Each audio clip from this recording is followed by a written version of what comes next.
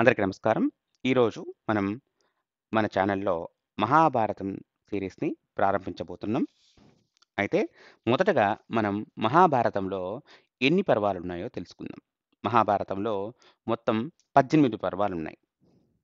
అయితే మొదటగా ఆది పర్వము, సభా పర్వము, వన పర్వము, విరాట పర్వము, ఉద్యోగ పర్వము, భీష్మ పర్వము, ద్రోణ పర్వము, కర్ణ పర్వము, శల్య పర్వము, సౌప్తిక పర్వము, స్త్రీ పర్వము, శాంతి పర్వము, అనుశాసన పర్వము, అశ్వమేధ పర్వము, ఆశ్రమవాసిక పర్వము, మౌసల పర్వము, మహాప్రస్థానిక పర్వము, స్వర్గారోహణిక పర్వము. ఇలా 18 పర్వాలున్నాయి. మొట్టమొదటిగా మనం నారాయణ భగవాన్ని ప్రార్థిస్తూ ఆది పర్వము ప్రారంభిద్దాం. శ్రీకృష్ణునకు నరోత్తముడైన అర్జునునికి, విద్యాప్రదాయిని సరస్వతీదేవికి, ఈ దివ్య సాహిత్యపు గ్రంథకర్త వేదవ్యాసునకు ప్రణామాలను సమర్పిస్తూ ఈ మహాభారతంలోని ఆది పర్వంని ప్రారంభించబోతున్నాం. అయితే జనమేజయ మహారాజు చేసిన సర్పయాగ సందర్భంలో వ్యాసదేవుని శిష్యుడైన వైశంపాయన మహర్షి మొదటిసారిగా మహాభారతమును పారాయణ చేయుట జరిగెను. అక్కడ వ్యాసదేవుడు మరియు రోమహర్షుని కుమారుడైన సూతగోస్వామి కూడా ప్రత్యక్షముగా ఉపస్థితులై ఉండిరి. అక్కడ నుండి సూతగోస్వామి సౌనకముని ఆధ్వర్యములో రాబోయే కలి ప్రభావమును నిరోధింపదలచి మహర్షులు 1000 సంవత్సరాల యాగ నిర్వహణలో నెలకొనినట్టి నైమిసారణ్యమును చేరుకొనిరి. నైమిసారణ్యములోని ఋషులు ఈ మహాకావ్యమును శ్రవణము చేయు కోరికతో సూతగోస్వామిని గొప్ప ఆదరముతో స్వాగతించిరి.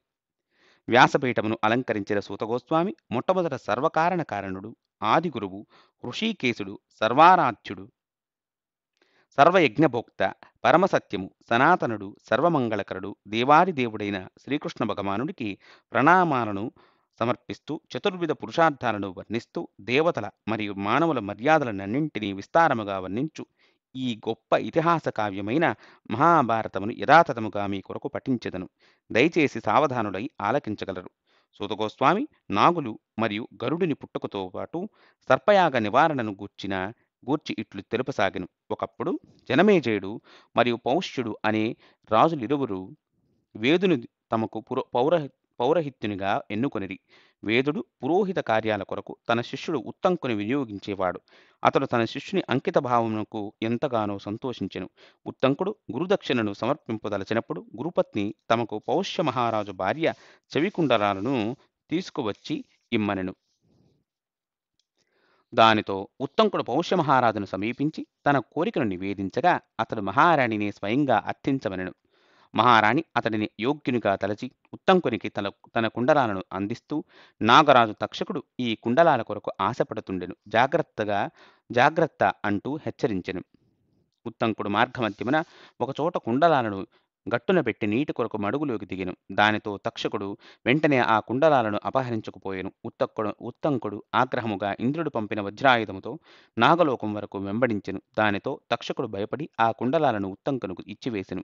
ఉత్తంకుడు వాటిని గురుపత్నికి సమర్పించి ఆశీర్వాదమును పొందెను. ఏమైనను ఉత్తంకునికి తక్షకునిపై కోపం తగ్గకపోవడంతో ప్రతీకారము చేయదలచెను. ఉత్తంకుడు హస్తినాపురమునకు చక్రవర్తి అయిన జనమేజయుని సభాభవనమునకు వెళ్ళెను. అక్కడ సింహాసనాధీశుడై ఉన్నట్టి మహారాజు వెంటనే ముకులిత హస్తాలతో అతనిని ఆహ్వానించి అర్ఘ్యపాద్యాదులతో పూజించి, మహాత్మా, ఎట్టి కార్యార్థమై మీరు ఇక్కడకు విచ్చేసిరి అని భక్తిభావంతో విచారించెను. దానితో ఉత్తంకుడు, నేను ప్రతీకార నిర్వహణ కోరికతో ఇక్కడకు విచ్చేసితిని. ఒక నీచుడు నిష్కారణముగా నా క్రోధమును రగిలించెను.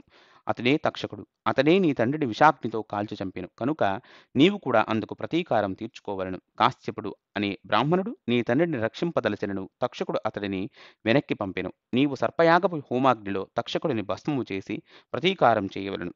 అది వినిన జనమేజయుడు తన తండ్రి ఎలా మరణించినని తన మంత్రులను విచారించెను. మీ తండ్రి మహాపరాక్రమవంతుడు.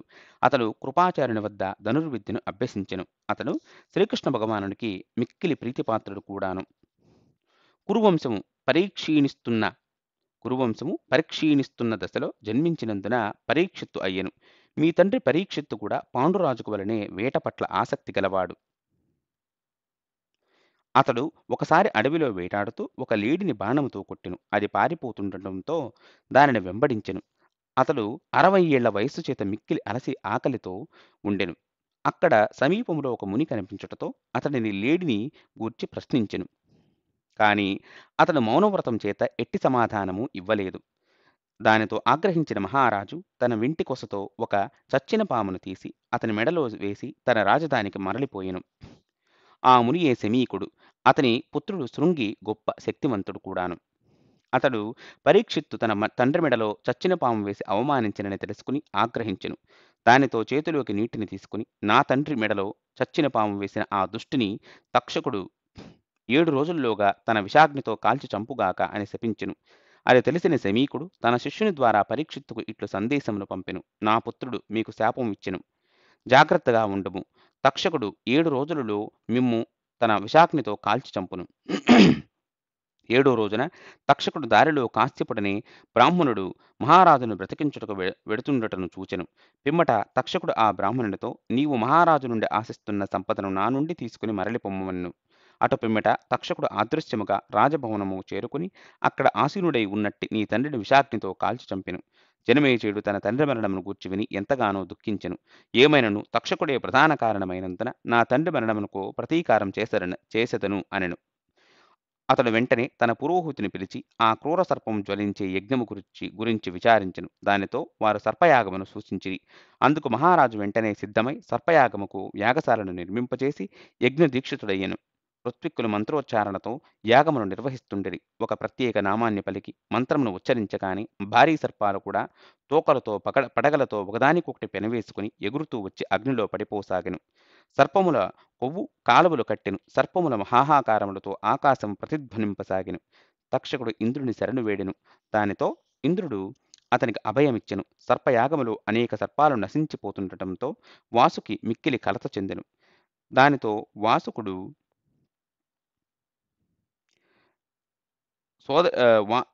వాసుడు సోదరిని పిలిచి బ్రహ్మదేవుడు తెలిపినట్లుగా నీ పుత్రుడు ఆస్తికుడు బాలుడైనను ఈ యాగమును నిలువరింపగలడు కనుక ఇప్పుడు అతడిని మమ్మల్ని రక్షించమని కోరమనెను.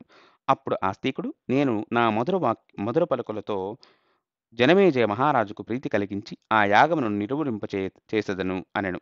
యాగ ప్రదేశమును చేరుకుని ఆస్తికుడు యాగమును స్తుతింపసాగెను. దానిని వినిన జనమేజయుడు అతడిని లోనికి ఆహ్వానించెను. అతని స్తుతిని వినిన వారందరూ కూడా ఎంతగానో సంతోషించిరి. సభాసదుల మనోభావాలను గమనించిన జనమేజయుడు బాలుడైన ఇతడు గొప్ప అనుభవజ్ఞుడు. నేను ఇతడికి వరమును ఇవ్వదలచితిని అనెను. దానితో సభాసదులందరూ బ్రాహ్మణుడు బాలుడైన రాజుకు సన్మానింపదగిన వాడే కనుక కోరిన వరమును నెరవేర్చవచ్చును అని పలికిరి. జనమేజయుడు నా యాగ కార్యమును నెరవేర్చుతూ నా ప్రధాన శత్రువు తక్షకుడు వెంటనే ఇక్కడకు రావలను అని ఋత్విక్కులతో పలికెను. తక్షకుడు ఇంద్రుని శరణు వేడనని జనమేజయుడు ఎరిగెను. క్షణకాలం యోచించి ఇంద్రునితో సహా తక్షకుడు హోమాగ్నిలో భస్మమయ్యే మంత్రాలను ఉచ్చరించమనెను. అది వినిన ఇంద్రుడు వెంటనే తక్షకుని విడిచి పారిపోయెను. తక్షకుడు అగ్ని సమీపిస్తుండటంతో ఋత్విక్కులు మహారాజా మీ కార్యము నెరవేరుతుండెను. బ్రాహ్మణునికి దానమియ్యవచ్చును అని పలికిరి. జనమేజయుడు బ్రాహ్మణ కుమార వరము కోరుకునుము. ఎంతటి దుష్కరమైనను నెరవేర్చెదను అనెను. తక్షకుడు అగ్నిని సమీపిస్తుండగా ఆస్తికుడు నిలువు నిలువు నిలువు అని 3 సార్లు చెప్పుటతో అతడు ఆకాశంలోనే మూర్ఛిల్లి వ్రేలాడుతుండెను. అప్పుడు ఆస్తికుడు వెంటనే ఇట్లనెను ఓ రాజా ఈ హోమాగ్నిలో పడే సర్పాలు రక్షింపబడవలను కనుక యాగమును వెంటనే ముగించగలరు. ఇదే నేను కోరుకుని వరం. జనమేజయుడు అసంతృప్తితో మరేదైనా వరము కోరమనెను. ఆస్తికుడు అందుకు అంగీకరించలేదు. దానితో సభాసదులందరూ అతను కోరిన కోరిక ఏదైనా నెరవేర్చవలను అని అనిరి. దానితో జనమేజయుడు ఆస్తికుని కోరిక అనుసరించి యాగమును ముగించి అవభృత స్నానమాచరించెను. ఈ విధముగా ఆస్తికుడు సర్పయాగము నుండి సర్పాలను రక్షించెను. ఆస్తికుని కథను పఠించిన వారికి సర్పాల చేత భయం కలగదు. సూతగోస్వామి తన తండ్రి నుండి వినిన దానిని ఇంకను ఇట్లు వివరింపసాగెను. సత్యయుగంలో దక్ష ప్రజాపతికి కద్రు వినతలు అనే ఇరువురు పుత్రికలు ఉండెను. వారిని కశ్యపునికిచ్చి వివాహము జరిపించెను. వారిరువురితో ప్రీతి చెందిన కశ్యపుడు వారిని ఏదైనా వరమును కోరుకోమనెను. దానితో కద్రువ సమతేజస్సులైన 1000 మంది నాగులు కొడుకులుగా కావాలని కోరెను. వినత అంతకంటెను అధిక బలవంతులని ఇరువురు కొడుకులు కావాలని కోరుకొనెను. కాలక్రమమున కద్రువ కాలక్రమమున కద్రువ 1000, వినత 2 అండాలను కనిరి. 500 సంవత్సరాల పిమ్మట కద్రువ అండాల నుండి 1000 మంది పుత్రులు వెలువడిరి. కాని వినత అండాలు అట్లే ఉండెను. దానితో వినత ఒక అండమును పగలగొట్టెను. అందులో నుండి అసంపూర్ణ శరీరముతో వెలువడిన శిశువు క్రోధముతో, ఏ సవతి పట్ల అసూయతో ఈ అండమును పగలగొట్టితివో అట్టి సవతికే 500 ఏళ్లు దాసీగా ఉండుము అని శపించెను. తిరిగి అతడే తల్లిపై జాలితో, ఈ రెండో అండము నుండి బలవంతుడైన పుత్రుడు పుట్టి నీ దాస్యమును తొలగించును అని పలికి ఆకాశములోకి ఎగిరిపోయి సూర్యునికి సారథి అయి అరుణుడిగా ఖ్యాతి చెందెను. ఒకసారి కద్రు వినతలు ఆకాశంలో విహరిస్తూ అమృతమథన సమయంలో వెలువడిన ఉచ్చైస్రవమనే దివ్యాశ్వమును చూచిరి. కద్రువ వినతను ఆ అశ్వము ఏ రంగులో ఉంది అని అడుగగా అది తెల్లటి రంగులో కలదు అని తెలిపెను.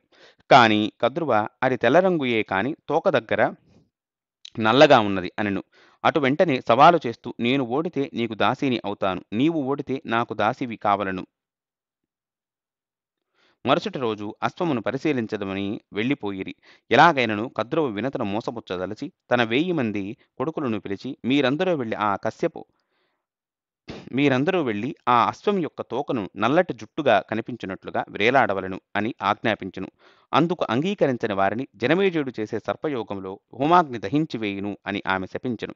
ఏమైనను దీని నుండి ఇతర ప్రాణులకు హాని కలిగించు వారికి విధి సంకల్పానుసారము ప్రాణాంతకమైన శిక్ష పడునని తెలుస్తుండెను. మరుసటి రోజు ఉదయము అశ్వమును చూచుటకు వెళ్ళేసరికి సర్పాలు తమ తల్లి కోరిక ఆజ్ఞానుసారమే తోకను పట్టుకుని నల్లగా కనిపించున్నట్లు చేసెను. ఇటు కద్రు వినతలు ఆకాశ మార్గాన సముద్ర తీరంలో దిగి చూడగా అశ్వము తెల్లగా తోక నల్లగా కనిపించును. కద్రువ వినతను దాసీగా చేసుకునెను. సమయానుసారము అండమును పగలగొట్టిన గరుడు వెలువడెను. అతడు పుడుతూనే ఆకాశంలో ఎంతో ఎత్తుకు ఎగిరెను. కద్రువ ఆజ్ఞానుసారం గరుడు నాగులను ఎల్లప్పుడూ తన భుజాలపై మోస్తూ విహారమునకు తీసుకువెడుతుండేవాడు. అట్లు చేస్తూ గరుడు తన తల్లిని ఒకసారి ఇట్లు ప్రశ్నించెను, నేనెందుకు ఈ సర్పాల ఆజ్ఞలను నెరవేర్చవలను? అప్పుడు వినత తాను ఈ సర్పాల మోసం వలననే పందెం ఓడి నా సవతికి దాసీనైతినని తెలిపెను.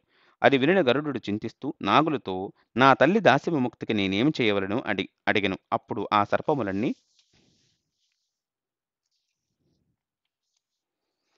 అమృతము తెచ్చిపెడితే నిన్ను నీ తల్లిని దాస్యవిముక్తులను చేసెదము అనెను. పిమ్మట గరుడు తీవ్ర వేగముతో అమృతము ఉన్నట్టి ప్రదేశమును చేరుకునెను. ఆ అమృతమును రక్షిస్తున్నట్టే లోహచక్రములోకి సూక్ష్మ శరీరముతో ప్రవేశించి అక్కడి 2 భయంకర సర్పాల కళ్ళల్లో దుమ్ము చిమ్మి పొడిచి గోళ్లతో రక్కి చంపెను. చక్రమును ముక్కలు చేసి అమృతమును తీసుకుని వేగముగా ఎగిరిపోయెను. ఆకాశ మార్గమున శ్రీ మహావిష్ణువు దర్శనమిస్తూ అమృతము త్రాగాలని లోభబుద్ధి లేని అతని పట్ల సంతోషించి వరమును కోరుకోమనెను.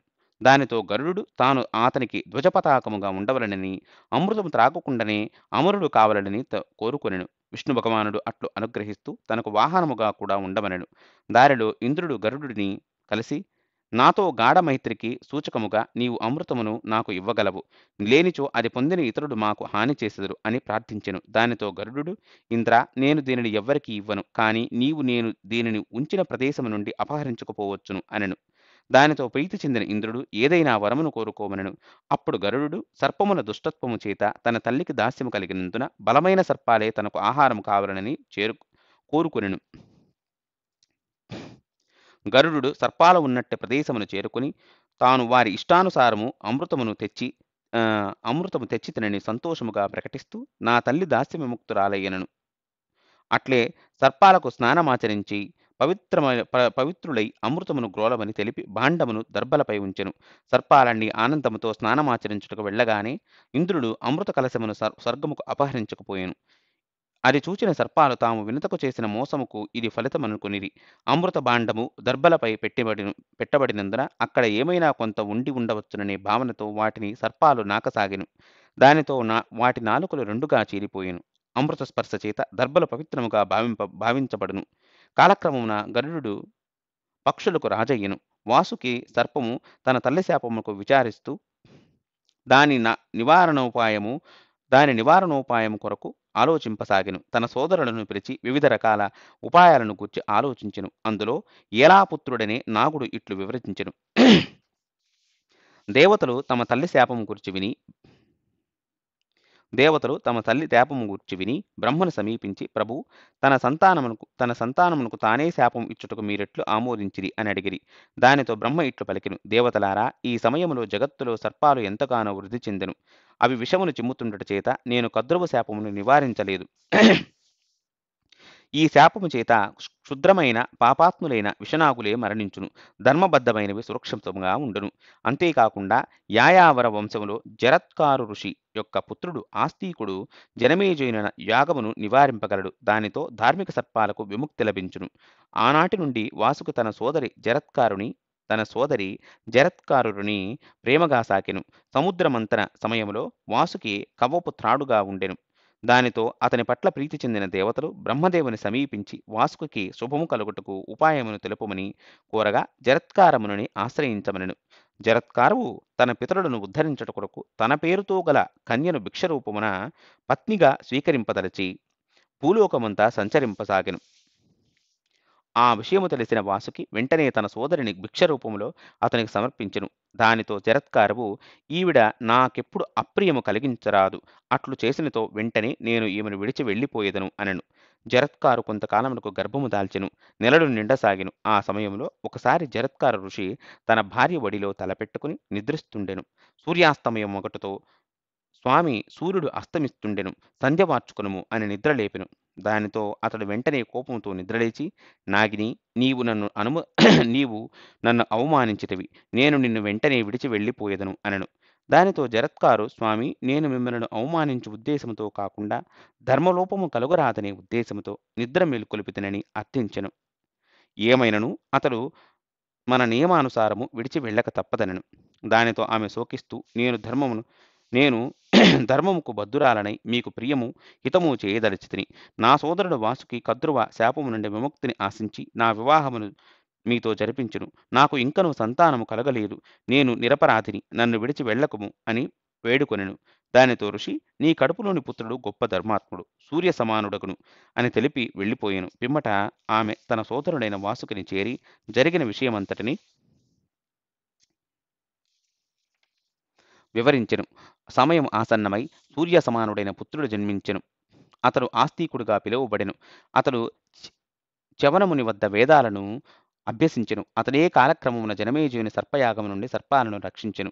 సూతగోస్వామి ఇంకను ఇట్లు కొనసాగించెను. జనమేజయ మహారాజు మహాసర్పయాగ నిర్వహణకు సన్నాహాలను చేస్తుండెడని ఎరిగిన వ్యాసదేవుడు తన శిష్యులతో కూడి హస్తినాపురమునకు చేరుకొనెను. తన వంశపూర్వజుడైన వ్యాసదేవుని ఆగమనమునకు సంతోషించిన జనమేజయ మహారాజు అతడిని ఆనందముతో ఆహ్వానించి పూజించి స్వర్ణసింహాసనముపై ఆసీనుడిని చేసెను. పిమ్మట మహారాజు పాండవ కౌరవుల చరిత్రను ఆలకించుటకు తనకు గల గొప్ప ఆసక్తిని ప్రకటించెను. అతని కోరికను వినిన వ్యాసదేవుడు తన శిష్యుడైన వైశంపాయనుడిని మహాభారతమును పఠించవలసినదిగా ఆదేశించెను. దానితో శ్రీ వైశంపాయనుడు ఇట్లు ఆరంభించెను.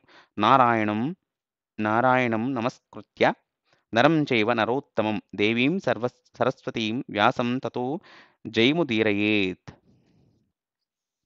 మొట్టమొదటి నారాయణ భగవానుడు శ్రీకృష్ణుడుకు, నరోత్తముడైన అర్జునుడికి, విద్యాప్రదాయని సరస్వతీదేవికి ఈ దివ్య సాహిత్యపు గ్రంథకర్త వేదవ్యాసనకు ప్రణామాలను సమర్పిస్తూ ఈ జయ మహాభారతమును పఠించవలెడు. మహాభారత పారాయణ స్వయంగా ఒక మహాయజ్ఞం వంటిది. వ్యాసదేవునికి ఈ గ్రంథ కూర్పుకు 3 సంవత్సరాలు పట్టెను. ఓ గౌరవనీయులైన సభ్యులారా, మొదట నేను ఈ మహాగ్రంథము యొక్క విషయాల పట్టికను తెలియజేస్తను. సావధానుడై ఆలకించగలరు. ఈ గ్రంథములో దేవర్షుల, బ్రహ్మర్షుల, దేవతల పవిత్ర కార్యాల వర్ణనలతో పాటు కురువంశ విస్తారము, గాంధారి ధర్మశీలత, విదురుని ప్రజ్ఞ, కుంతీదేవి ధైర్యము, దుర్యోధనాదుల దుష్టత్వము, పాండవుల సత్యనిష్ట వర్ణించబడెను. ఈ గ్రంథమంతటా దేవాది దేవుడు శ్రీకృష్ణ భగవానుని లీలావైభవం వెల్లడగును. ఒకప్పుడు దేవతల మహాభారతమును ఒకవైపు, 4 వేదాలను ఒకవైపు ఉంచి త్రాసులో తూచగా మహాభారతమే బరువైనదని తేలినట. కనుక ఈ గ్రంథము మహిమ చేతను, బరువు చేతను మహాభారతము అయ్యెను.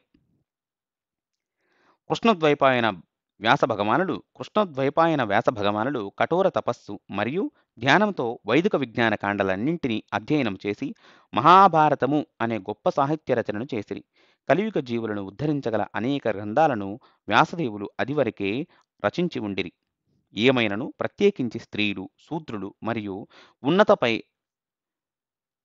ఉన్నత పై 3 వర్ణముల నుండి పతనము చెందిన జీవుల ఉద్ధరణ కొరకు ఈ మహాభారతము సంకలనము చేయబడెను. అంతేకాకుండా వ్యాసుడు కలియుగ జనులలో అతి తక్కువ మంది మాత్రమే మూల వైదిక గ్రంథాల వాస్తవ వ్యాఖ్యను అవగాహన చేసుకోగలరని ఎరుగును.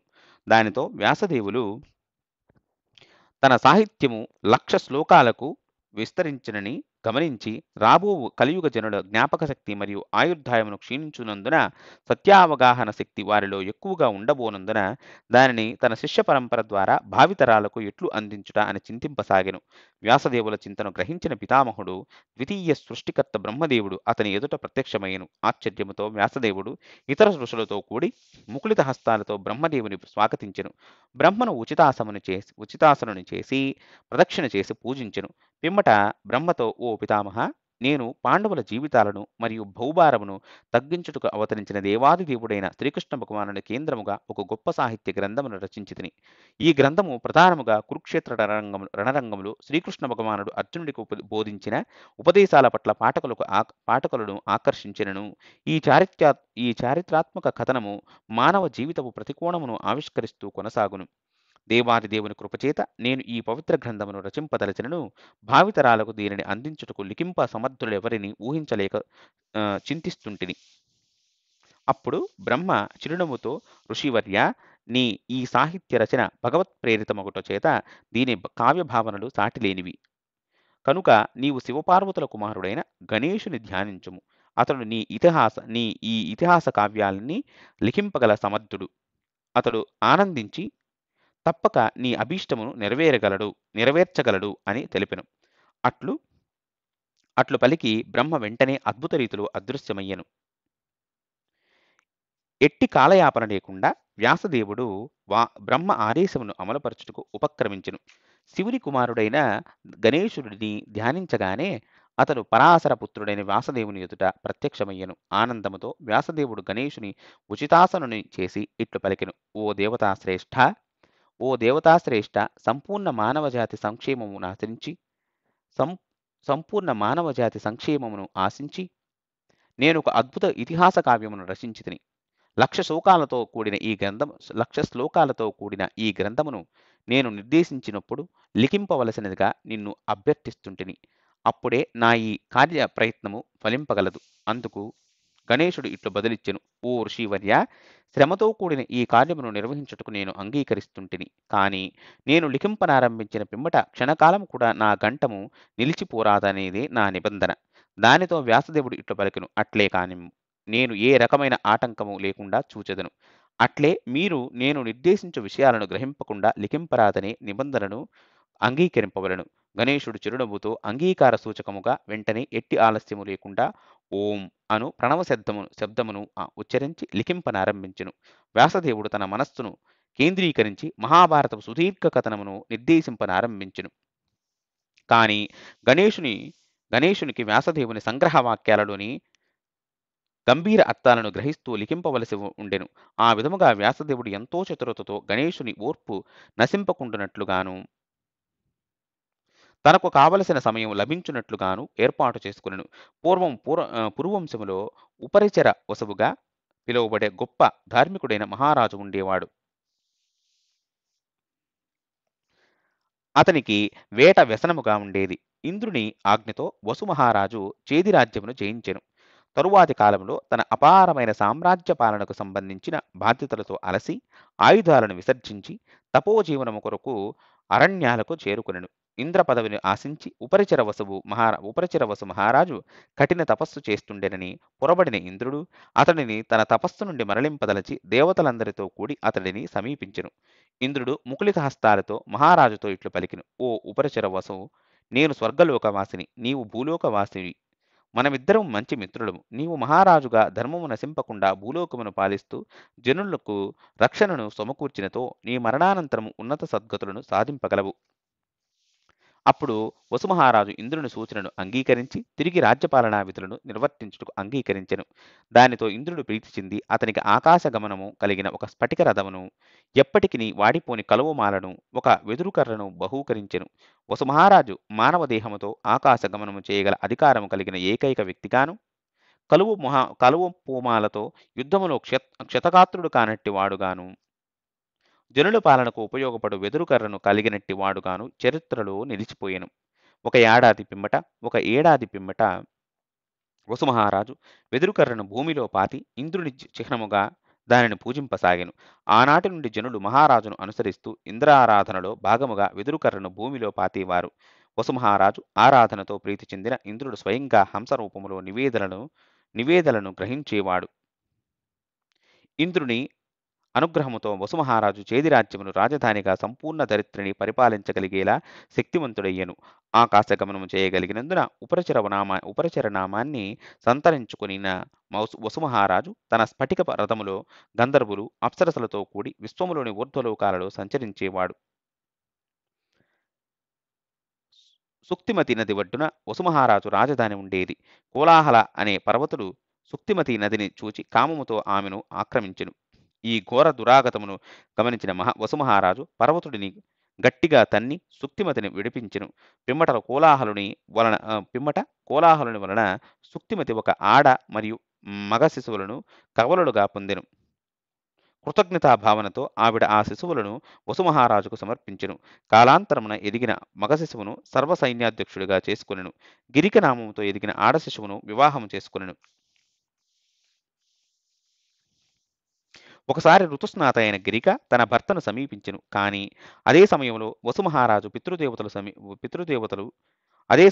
వసుమహారాజును సమీపించి అరణ్యముకు వెళ్లి శ్రాద్ధకర్మకు అవసరమైన జింకలను వేటాడి తీసుకురావలసినదిగా కోరిడి. వసుమహారాజు పితృదేవతల ఆదేశానుసారము అరణ్యములో వేటాడుతున్నను అతని మనస్సు సౌందర్యవతి అయిన తన భార్యకు సంబంధించిన ఆలోచనలతోనే నిండిపోయి ఉండెను.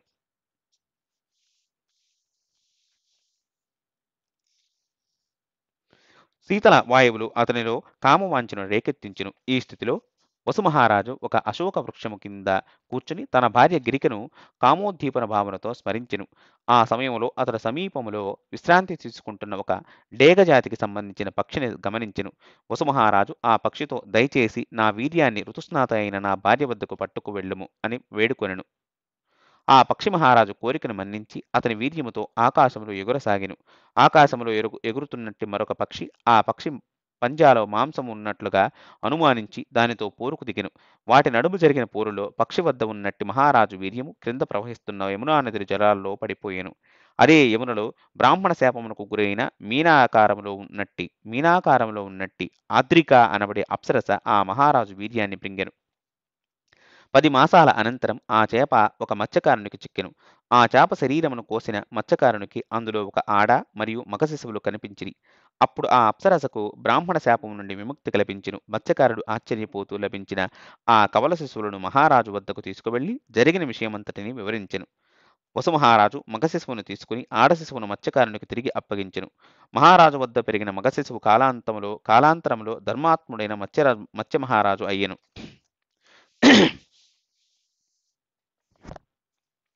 మరోవైపు మత్స్యకారుడు ఆడశిశువునకు సత్యవతిగా నామకరణం చేసి తన కూతురునిగా పెంచుకొనెను. సత్యవతి ఎదిగి అద్భుత సౌందర్యమును సద్గుణశీలాన్ని సంతరించుకొనెను. కాని మత్స్యకారుని గృహములో పెరిగినందున సత్యవతి శరీరము నుండి ఎల్లప్పుడూ బలమైన చేపల దుర్గంధం వెలువడేది.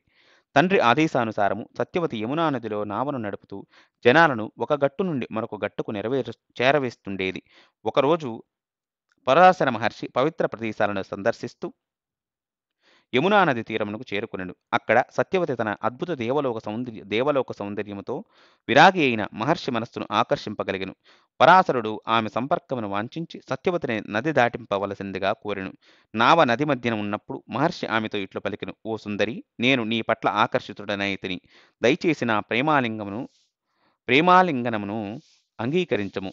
దానితో సత్యవతి ఋషపుంగవ, ఈ యమునా నది తీరములో గొప్ప మునులెందరో నివసిస్తుండిరి. అందరి ఎదుట ఎట్లు నేను మీ కోరికను అంగీకరింపగలను అనెను. అది వినిన పరాశర మహర్షి వెంటనే ఆ ప్రదేశమంతటిని దొట్టమైన పొగ మంచుతో మసక చీకటితో కప్పివేసెను. అప్పుడు ఆమె, నేను తండ్రి సంరక్షణలోని అవివాహిత కన్యను. నేను నా కన్యత్వాన్ని కోల్పోయి తిరిగి ధైర్యముగా గృహమును ఎలా చేరగలను అని అడిగెను. పరాశరుడు, ఓ సుందరి, నాతో సంపర్కము అనంతరము కూడా నీ కన్యత్వము కాపాడబడును. ఇదే నా హామీ. అంతేకాకుండా నీవు నన్ను అంగీకరించినతో ఏదైనా ఒక వరాన్ని కూడా కోరుకోవచ్చును అని అనెను. సంతోషించిన సత్యవతి, ఇక నుండి నా శరీరము చేపల దుర్గంధమును కాకుండా అద్భుతమైన దివ్య సుగంధమును వెదజల్లవలెను అని ప్రార్థించెను. పరాశర మహర్షి ఆనందముగా అట్టి వరాన్ని అనుగ్రహించి ఋతుస్నాత అయిన ఆమెను ఆలింగనము చేసుకొనెను. అభీష్టము నెరవేరిన పరాశర మహర్షి అక్కడ నుండి వెళ్ళిపోయెను. అదే రోజున యమునా నదిలోని ద్వీపపు నడిమధ్యన సత్యవతి సద్యోగర్భముతో ఒక అద్భుత పుత్రునికి జన్మనిచ్చెను. అదే రోజు శిశువు పెరిగి పెద్దవాడయ్యను. తపోజీవనముకు సంకల్పించిన అతడు సత్యవతితో, మాత, అరణ్యాలకు వెళ్ళటకు నన్ను అనుమతించగలవు. నా అవసరం ఏర్పడినప్పుడు నేను నీ వద్దకు వచ్చేదనని నా హామీ అని పలికెను. పరాశరుని కుమారుడు ద్వీపములో జన్మించుట చేత ద్వైపాయనునిగా పిమ్మట వేదాలను సంకలనము చేసినందున వేదవ్యాసునిగా పిలువబడెను. పరాశర మహర్షితో సంయోగానంతరం సత్యవతి దివ్య సుగంధమును వెదజల్లుటతో గంధవతిగా మరియు ఆ సుగంధము యోజన దూరము వ్యాపించునందున యోజన గంధగా పిలువబడెను. పరశురామ భగవానుడు 21 క్షత్రియులను వధించి దరిత్రిని దాదాపు క్షత్రియరహితము చేసిన కఠిన తపస్సు కొరకై పరశురామ భగవానుడు 21 క్షత్రియులను వధించి దరిత్రిని దాదాపు క్షత్రియరహితము చేసి కఠిన తపస్సు కొరకై మహేంద్రగిరికి చేరుకునెను. దానితో అప్పటి వరకు దాగి ఉన్నట్టి క్షత్రియ కాంతలు బయటకు వచ్చి క్షత్రియ జాతి కొనసాగింపు కొరకు బ్రాహ్మణులను ఆశ్రయించిరి. కామముతో కాకుండా కేవలం జాతి మనుగడ కొరకు అట్టి ధార్మిక స్త్రీలు బ్రాహ్మణులతో ఋతుస్నాతులుగా సంపర్కమునకు పూనుకొనిరి. అట్లు ఒక నవీన క్షత్రియ జాతి ఉద్భవించెను. ఆ క్షత్రియులు ధర్మపరాయణులగుట చేత వర్ణాశ్రమ ధర్మము తిరిగి స్థాపించబడెను. ప్రీతి చెందిన ఇంద్రుడు సకాలంలో వర్షాలను కురిపించగా భూమిపై సకల శుభాలు వెల్లువిరిసెను. తరువాత దైత్యులు పదే పదే దేవతలచే యుద్ధములో పరాజితులై స్వర్గములో స్థానము లేక ఈ భూలోకములో క్షత్రియపుత్రులుగా జన్మించసాగిరి. వారు తమ పరాక్రమముతో దురహంకారులైరి. నిజమునకు ఈ రాక్షసరాజులు తమ ప్రజలను అణిచివేయడమే కాకుండా గొప్ప ఋషులను కూడా హింసించుటకు వెనుదీయలేదు. భూదేవి చివరకు బ్రహ్మదేవుని సమీపించి కన్నీటితో తన వ్యధను తెలుపుకొనెను. బ్రహ్మదేవుడు దేవతలను వెంట పెట్టుకుని క్షీరసాగరములో నారాయణునికి నిలయమైన శ్వేతద్వీపమునకు వెళ్ళెను. దేవతల ప్రార్థనను ఆలకించిన మహావిష్ణు బ్రహ్మదేవుని హృదయములోకి ఒక సందేశమును ప్రసారము చేసెను. భూభారమును తగ్గించుటకు త్వరలోనే తాను అవతరించెదనని వారికి హామీ ఇచ్చెను. భగవానుడు తన కర్తవ్య నిర్వహణలో తోడ్పడుటకు తన సేవకులైన దేవతలను కూడా ఈ భూమిపై అవతరించమని ఆదేశించెను. అట్లు ఆదేశించబడిన దేవతలు క్షత్రియులుగా మానవ రూపంలో భూమిపై వెలసిరి. కొందరు ఈ విధముగా దైత్యులుగా వచ్చిరి. విప్రచిత్తి అనే దానవుడు జరాసంధుడయ్యెను. హిరణ్యకశ్యపుడు శిశుపాలుడయ్యెను. ప్రహ్లాదుని అనుజుడు సంహ్లాద శల్యునిగా వచ్చెను. అనుహ్లాదుడు దృష్టకేతువుగా మారెను. వష్కల అనే అసురుడు భగవదత్తుడయ్యెను. కాలనేమి దానవుడైన కంసునిగా వెలసెను. బృహస్పతిలోని ఒక అంశ ద్రోణాచార్య రూపమును దాల్చెను. మహాదేవుడు యముడి అంశలు కామక్రోధాలతో నిండిన అశ్వత్థామగా అవతరించెను. ద్వాపర యుగము శకుని రూపము దాల్చెను. మరుద్గణముల అంశలే సాత్వికి, ద్రుపదుడు మరియు కృతవర్మ. యమరాజు విదురునిగా అవతరించెను. పవిత్రత మూర్తీభవించిన పాండురాజుగా మారెను. కలిలుని ఒక అంశ దుర్యోధనునిగా వెలసెను. దుశ్శాసనుతో మొదలుపెట్టి దుర్యోధనుని సోదరులందరూ పులస్త్యుని రాక్షసపుత్రుడు. పాండవులు ధర్మము, వాయువు, ఇంద్రుడు మరియు అశ్వినీ దేవతల అంశలు. అగ్నిలోని ఒక భాగం దృష్టధ్యుమ్నునిగా జన్మించెను. శిఖండి పూర్వం ఒక రాక్షసుడు. విశ్వదేవులు ద్రౌపది పుత్రుడుగా జన్మించిరి. సనత్కుమారుడు ప్రద్యుమ్నునిగా అవతరించెను. 16,000 అప్సరసులు శ్రీకృష్ణ భగవానుడికి భార్యలైరి. లక్ష్మీదేవి రుక్మిణీదేవిగా అవతరించెను. ఇంద్రుని పత్ని శచీదేవి భాగం కొంత ద్రౌపదిగా అవతరించెను. సోముని కుమారుడైన వర్చసుడు అభిమన్యునిగా జన్మించెను.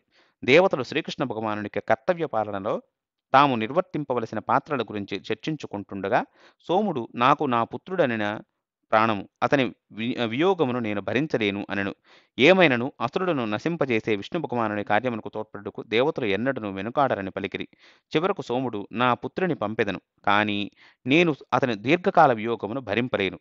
వర్చసుడు నరుని అవతారమైన అర్జునునికి పుత్రునిగా జన్మించి పిన్న వయస్సులోనే ఒక మహారథి యోధుడగును. అతడు తన 16వ ఏట శాశ్వత కీర్తిని ఆర్జించినట్లుగా ఒక గొప్ప వీరోచిత కార్యాన్ని పూర్తి చేసుకుని వెంటనే నా వద్దకు తిరిగి వచ్చును. భూభారాన్ని తగ్గించుటకు ఏర్పరచబడిన మహారణములో వర్చసుడు 4వ వంతు శత్రు సైన్యాన్ని సగము దినములో నశింపజేసి వీరమరణము పొందును. అంతేకాకుండా దాదాపు నశించిపోతున్నట్టే భరతవంశమును కొనసాగించుటకు అతడు ఒక వీరపుత్రుని కూడా అందించును అని పలికెను. వైశంపాయనుడు దేవదానముల అంశలతో పుట్టిన వారి గురించి జనమేజయునికి వివరించి పిమ్మట కురువంశ విస్తారమును కూడా ఇట్లు తెలిపెను. పూర్వవంశ ప్రవర్తకుడు దుష్యంత మహారాజు. అనేక ద్వీపాలు, మ్లేచ్ఛ దేశాలు అతని ఆధీనంలో ఉండేవి. అతడు ప్రజలను ఎంతో చక్కగా పాలించెను. ఒక రోజున మహారాజు అరణ్య ప్రాంతం నుండి ప్రయాణిస్తుండగా మధ్యలో మనోహరమైన ఆశ్రమాలు కనిపించెను. అక్కడ అనేక మంది ఋషులు ధ్యాన నిమగ్నులై ఉండిరి. అది బ్రహ్మలోకం వలె అగుపించెను. అది కణ్వముని ఆశ్రమం. కానీ ఆ సమయములో కణ్వుడు అక్కడ లేడు. ఎవరైనా ఇక్కడ ఉన్నారా అని అడుగుటతో తాపసి అయిన శకుంతల బయటకు వచ్చి తన తండ్రి ఫలపుష్పాదుల కొరకు బయటకు వెళ్ళినట్లు తెలిపి అతిథి సత్కారాలను చేసెను. శకుంతల యవ్వనము సౌందర్యమును చూచి దుష్యంతుడు, సుందరి, నీవు ఎవరవు, నీ తండ్రి ఎవరు అని అడిగెను. దానితో ఆమె, నా తండ్రి కణ్వముని, నా జన్మ వృత్తాంతమును ఇట్లు తెలిపెను. విశ్వామిత్రుడు తపస్సులో నెలకొనినప్పుడు ఇంద్రుడు మేనకను తపోభంగము కొరకు పంపెను. వారిరువురికి నేను జన్మించితిని. తల్లి నన్ను విడిచి వెళ్ళిపోయెను. శకుంతాలు అనగా పక్షులు నన్ను రక్షించినందున నాకు శకుంతల అని నామము కలిగెను. దానితో దుష్యంతుడు, నీవు బ్రాహ్మణ కన్యవు కానుందన నీవు నాకు భార్యము కావచ్చును. గాంధర్వ విధానమున వివాహమాడమని అడిగెను. ఆమె తన తండ్రి కొరకు ప్రతీక్షించమని అడిగెను. కాని దుష్యంతుడు, నీవే నన్ను స్వయంగా వరించి ధర్మబద్ధముగా నిన్ను నాకు సమర్పించుకొనుము అనెను. దానితో శకుంతల, మీ తదనంతరం నా కొడుకే చక్రవర్తి అవుతాడని, మీ జీవిత కాలములోనే అతడు రాజ్యాభిషిక్తుడవు అగునని వాగ్దానము చేయుము అని కోరెను. అందుకు అంగీకరించిన దుష్యంతుడు వెంటనే గాంధర్వ వివాహము చేసుకుని ఆమెతో భోగించెను. అటు పిమ్మట అతను రాజధానికి తిరిగి వెళ్లి తన బలగాలను పంపి త్వరలోనే తనను తన వద్దకు రప్పించుకుందును అని ఆమెకు విశ్వాసమును కలిగించి వెళ్ళిపోయెను. కొంత సమయమునకు కణ్వుడు ఆశ్రమమునకు తిరిగి వచ్చినను శకుంతల అతని ఎదుటకు రాలేకపోయెను. కొంత సమయమునకు కణ్వుడు ఆశ్రమమునకు తిరిగి వచ్చినను శకుంతల అతని ఎదుటకు రాలేకపోయెను. త్రికాలజ్ఞుడైన ముని దివ్యదృష్టితో జరిగినదంతయు తెలుసుకొనెను. క్షత్రియులకు గాంధర్వ వివాహం శాస్త్రసమ్మతము, ధర్మ విరుద్ధమేమీ కాదు. అతని ద్వారా నీకు పుట్టబోయే పుత్రుడు సమస్త భూమండలమునకు రాజు కాగలడు. మరియు దుష్యంతుని బుద్ధి ఎల్లప్పుడూ ధర్మబద్ధమై ఉండెను. అంతేకాకుండా అతని రాజ్యము సుస్థిరముగా ఉండునని తెలుపుతూ వరమిచ్చెను. కొంతకాలమునకు శకుంతలకు పుత్రుడు జన్మించెను. కణ్వుడు సంస్కారాతులను జరిపించెను. 6 ఏళ్ల ప్రాయములోనే అతడు సింహాలను, ఏనుగులను బంధించున్నట్లుగా మిక్కిలి బలవంతుడయ్యెను. క్రూర మృగాలను దండించుట చేత అతడు సర్వదమనునిగా పిలువబడెను. బాలకుని అద్భుత కృత్యాలను చూచిన కణ్వుడు శకుంతలతో, ఇప్పుడు ఇతడు యువరాజు అయ్యేందుకు అర్హుడయ్యెను అనెను. శిష్యులను పుత్రసహితముగా శకుంతలను భర్త వద్దకు చేర్చవలెను. దానితో వారు హస్తినకు బయలుదేరిరి. శకుంతల సభాభవనములోకి ప్రవేశించి, రాజా, ఇతడు నీ పుత్రుడు. ఇప్పుడు యువరాజును చేయుము. మీ ప్రతిజ్ఞను చెల్లించుకోగలరు అనెను. ఆమె పలుకులను వినిన దుష్యంతుడు, దుష్టురాల, ఎవరవు నువ్వు? నీతో నాకు ఎట్టి సంబంధము లేదు అనెను. దానితో శకుంతల నిశ్చలముగా నిలిచుండిపోయెను. తరువాత ఆమె కళ్ళు కోపముతో ఎరుపెక్కెను. దుఃఖముతో ఇట్లు పలికెను, మహారాజా, మీరు ఇలా ఎందుకు పలుకుతుండిరో నేను ఎరుగలేకుంటిని. అందరి హృదయాలలోని పరమాత్మ అందరి పాపపుణ్యాలను ఎరుగును. పాపము చేస్తూ కూడా నన్ను ఎవరూ చూస్తుండటలేదని భావించుట అజ్ఞానము. అంతర్యామి అయిన పరమాత్మ పంచభూతాలు, దివారాత్రాలు, సూర్యచంద్రుల మానవుల పాపపుణ్యాలను చూస్తుందురు. కనుక ఈ ఆ సమయంలో ఎవరూ లేరని, రుజువులు లేవని అనుకోరాదు. నేను స్వయంగా మీ దగ్గరకు వచ్చితినని నా వంటి పతివ్రతను తిరస్కరించకము. మీరు మీ భార్యను అవమానిస్తుండిరి. పురుషుడు తానే పుత్రరూపంలో భార్య నుండి జన్మించును. భార్యయే ఉత్తమ మిత్రురాలు. మరణించిన పిమ్మట కూడా భర్తను అనుసరించేది భార్యయే. ఇహపర లోకాలలో భార్యలకు మించిన సహాయకురాలు మరెవరూ ఉండరు. భార్య గర్భము నుండి జన్మించిన పుత్రుడు అద్దములోని ప్రతిబింబం వంటివాడు. మీ కుమారుడు మీ ఎదుటనే నిల్చుని ప్రేమగా చూస్తుండెను. మీరెందుకు ఈ ఆనందమును తిరస్కరిస్తుండిరి? ఈ బాలుడు నీ హృదయము మరియు శరీరము ద్వారా జన్మించెను. ఈ పుత్ర రూపములో నిన్ను నీవు ఎందుకు గుర్తింపలేకుంటివి అని ధర్మబద్ధముగా చెప్ప ప్రయత్నించెను. దుష్యంతుడు, శకుంతల, నీ వలన నాకు తెలియకనే పుత్రుడు జన్మించిన. నీ వంటి సాధారణ స్త్రీ విశ్వామిత్రునికి మేనకకు ఎలా జన్మింపగలదు? ఇతడు నా కొడుకు ఎలా అగును? అని తిరస్కరించెను. శకుంతల క్రోధముతో, రాజా, అసత్యమాడకము. సత్యమును మించిన ధర్మము లేదు. నేను తెలిపిన మాటలను విశ్వసించకున్నచో ఇక్కడి నుండి వెళ్ళిపోయేదను. ఇట్టి అసత్యవాదులతో నేను కలిసి జీవించలేనని అక్కడి నుండి కదిలెను. అదే సమయంలో ఆకాశవాణి ఇట్లు పలికెను. నీవు నీ పుత్రుని స్వీకరించము, శకుంతలను తిరస్కరించకము.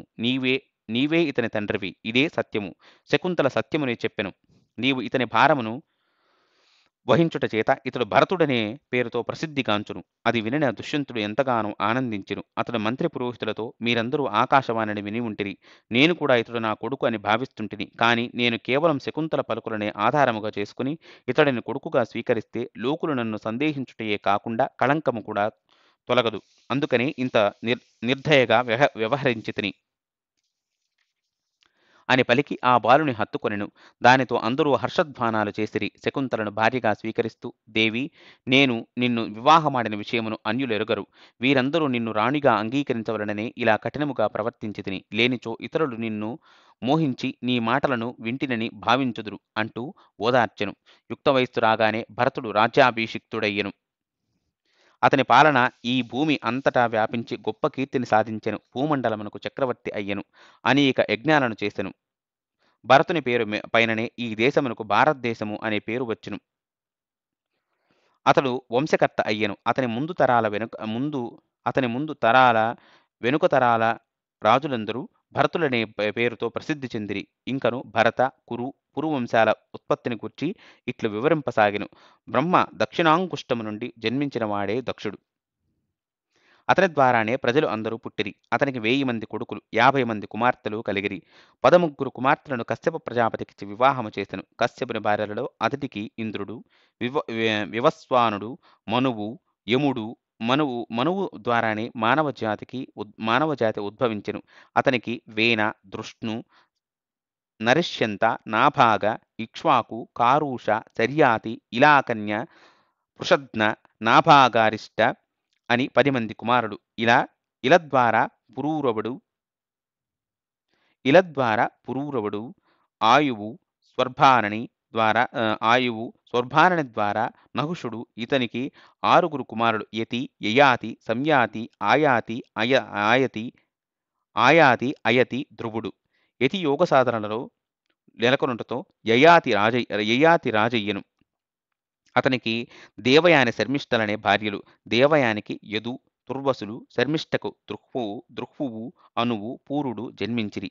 ఆ రోజుల్లో త్రిలోకాధిపత్యం కొరకు దేవతలు, అసురులు పరస్పరం పోరాడుతుండేవారు. దేవతలు బృహస్పతిని, అసురులు శుక్రాచార్యుని గురువులుగా ఎన్నుకొనిరి. ఆ ఇరువురు బ్రాహ్మణులు కూడా పరస్పర వైరమును పెంచుకొనిరి. మృత సంజీవని విద్యను శుక్రాచార్యుడు ఎరుగుగా బృహస్పతి దానిని ఎరుగడు. దానితో దేవతలందరూ బృహస్పతి పుత్రుడైన కచుడిని సమీపించి సంజీవని విద్యను శుక్రాచార్యుని నుండి అభ్యసించమని కోరడి. కచుడు 1000 సంవత్సరాలు బ్రహ్మచారిగా శుక్రాచార్యుని వద్ద ఉండుటకు అనుమతి పొందెను. అతడు గురువునే కాకుండా గురుపుత్రి అయిన దేవయానిని కూడా సంతృప్తిపరచెను. రాక్షసులు సంజీవని విద్యను కాపాడుకొనుటకు కచుని తిరిగి చంపుతుండెను.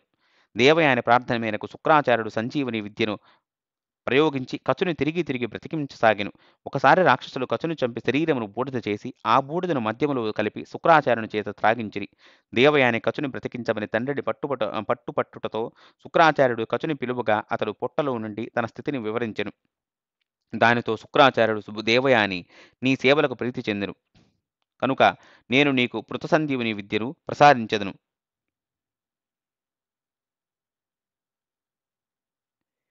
దీనిని స్వీకరించి నీవు నా పొట్టను చీల్చుకుని బయటకు రమ్ము. నీవు నాకు కొడుకుతో సమానము.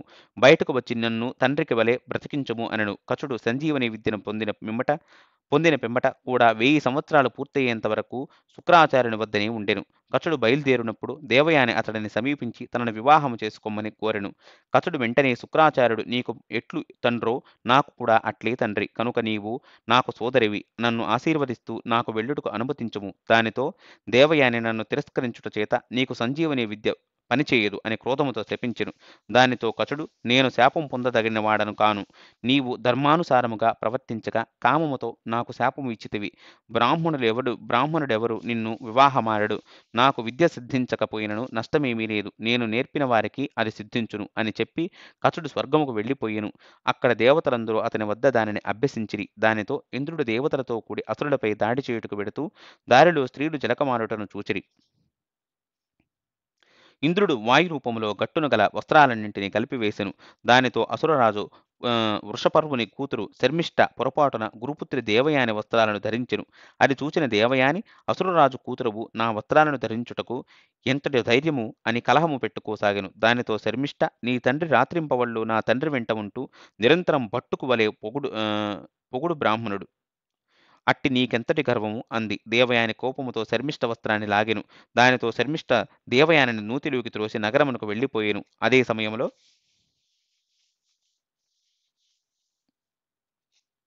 యయాతి మహారాజు వేటాడుతూ ఆ నూతి దగ్గరకు వెళ్ళెను. అక్కడ ఆ నూతిలో అందమైన కన్యను చూచెను. నీవు ఎవరవు అని అడుగుటతో దేవయాని తాను శుక్రాచార్యుని కూతురును. చేతిని అందించి నన్ను బయటకు తీయగలరు అని వేడుకొనెను. యయాతి బ్రాహ్మణ కన్యను బయటకు తీసి ఆమె అనుమతితో రాజధానికి తిరిగి మరలిపోయెను. దేవయాని తన దాసీని పిలిచి తాను వృషపర్వ మహారాజు రాజ్యములో అడుగుపెట్టనని తండ్రికి తెలుపుమనెను. అట్టి అవమానము గూర్చి వినని శుక్రాచార్యుడు ఆ పైన ఎట్టి ఆలోచన చేయకుండా వృషపర్వుని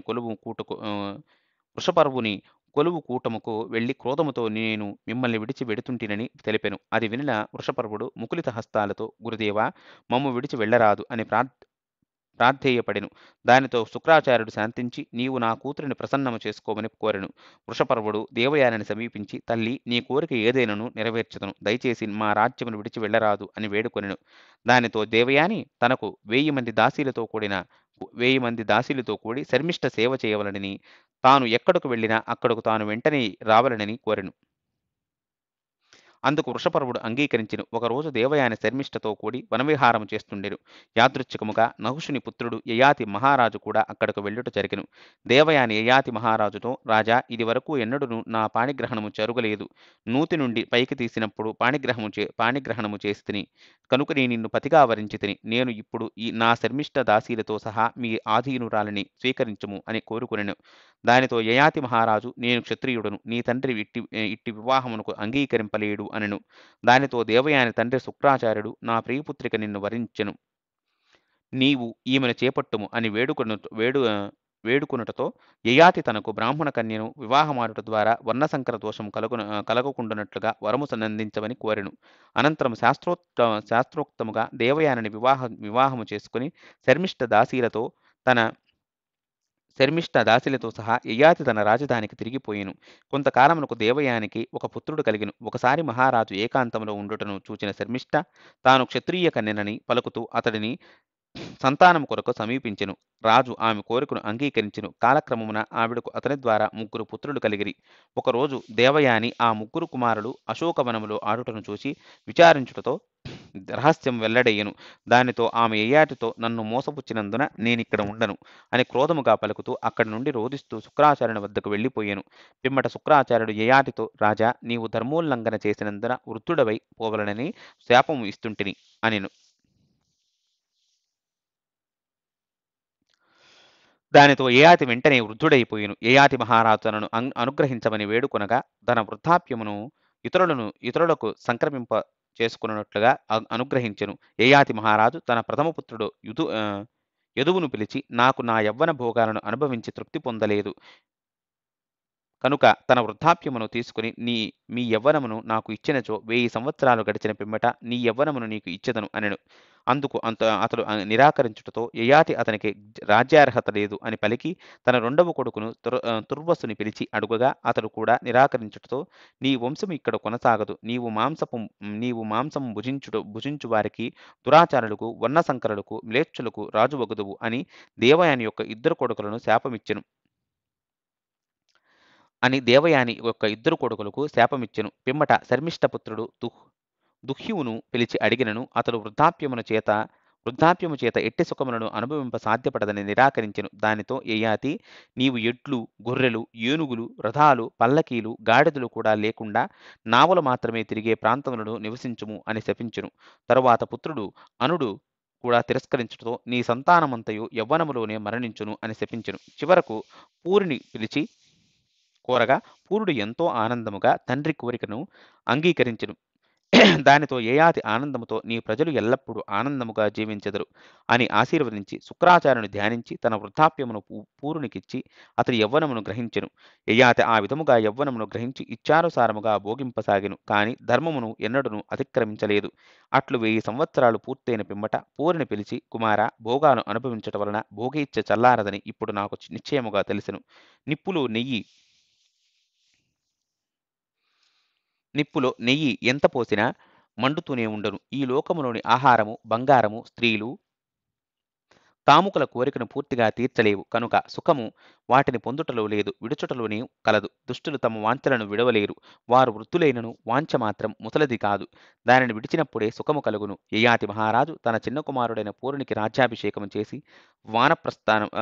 వానప్రస్థాశ్రమము స్వీకరించి బ్రాహ్మణులతో కలిసి రాజధానిని విడిచిపోయెను. పురువంశ వర్ణనము దక్షుడు, అదితి, వివస్వంతుడు, మనువు ఇలా పూరురవుడు, ఆయువు, నహుషుడు, యయాతి క్రమముగా జన్మించిరి. యదు యాదవులు. పురువంశ వర్ణనము ఇక్కడ దక్షుడు, అదితి, వివస్వంతుడు, మనువు ఇలా పూరురవుడు, ఆయువు, నహుషుడు, యయాతి క్రమముగా జన్మించిరి.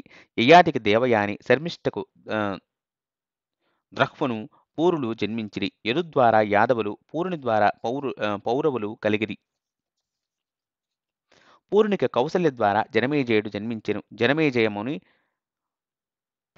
ప్రచిన్వానుడు, సంయాతి, అహంయాతి, సార్వభౌముడు, జయత్సేనుడు, సుశ్రవ, అవాచీనుడు, అరిహుడు, ఖల్వాంగి, మహాభౌముడు, అక్రోధనుడు, దేవాతిథి, అరిహుడు, సుదేవ, రుక్షుడు, మతినారుడు, తంసుడు, ఈలునుడు, రతంతరి ద్వారా దుష్యంతుడు, భరతుడు, భుమన్యువు, సుహోత్రుడు, వికంఠనుడు, సుదేవ, అజమీయుడు, సంవరరణుడు, కురువు, విదూరధుడు, అనస్యుడు, పరీక్షిత్తు, భీమసేనుడు, ప్రతిస్రవుడు, ప్రతీపుడు అతనికి 3 కొడుకులు. వారు దేవాపి, శాంతనుడు, బాహ్లికుడు.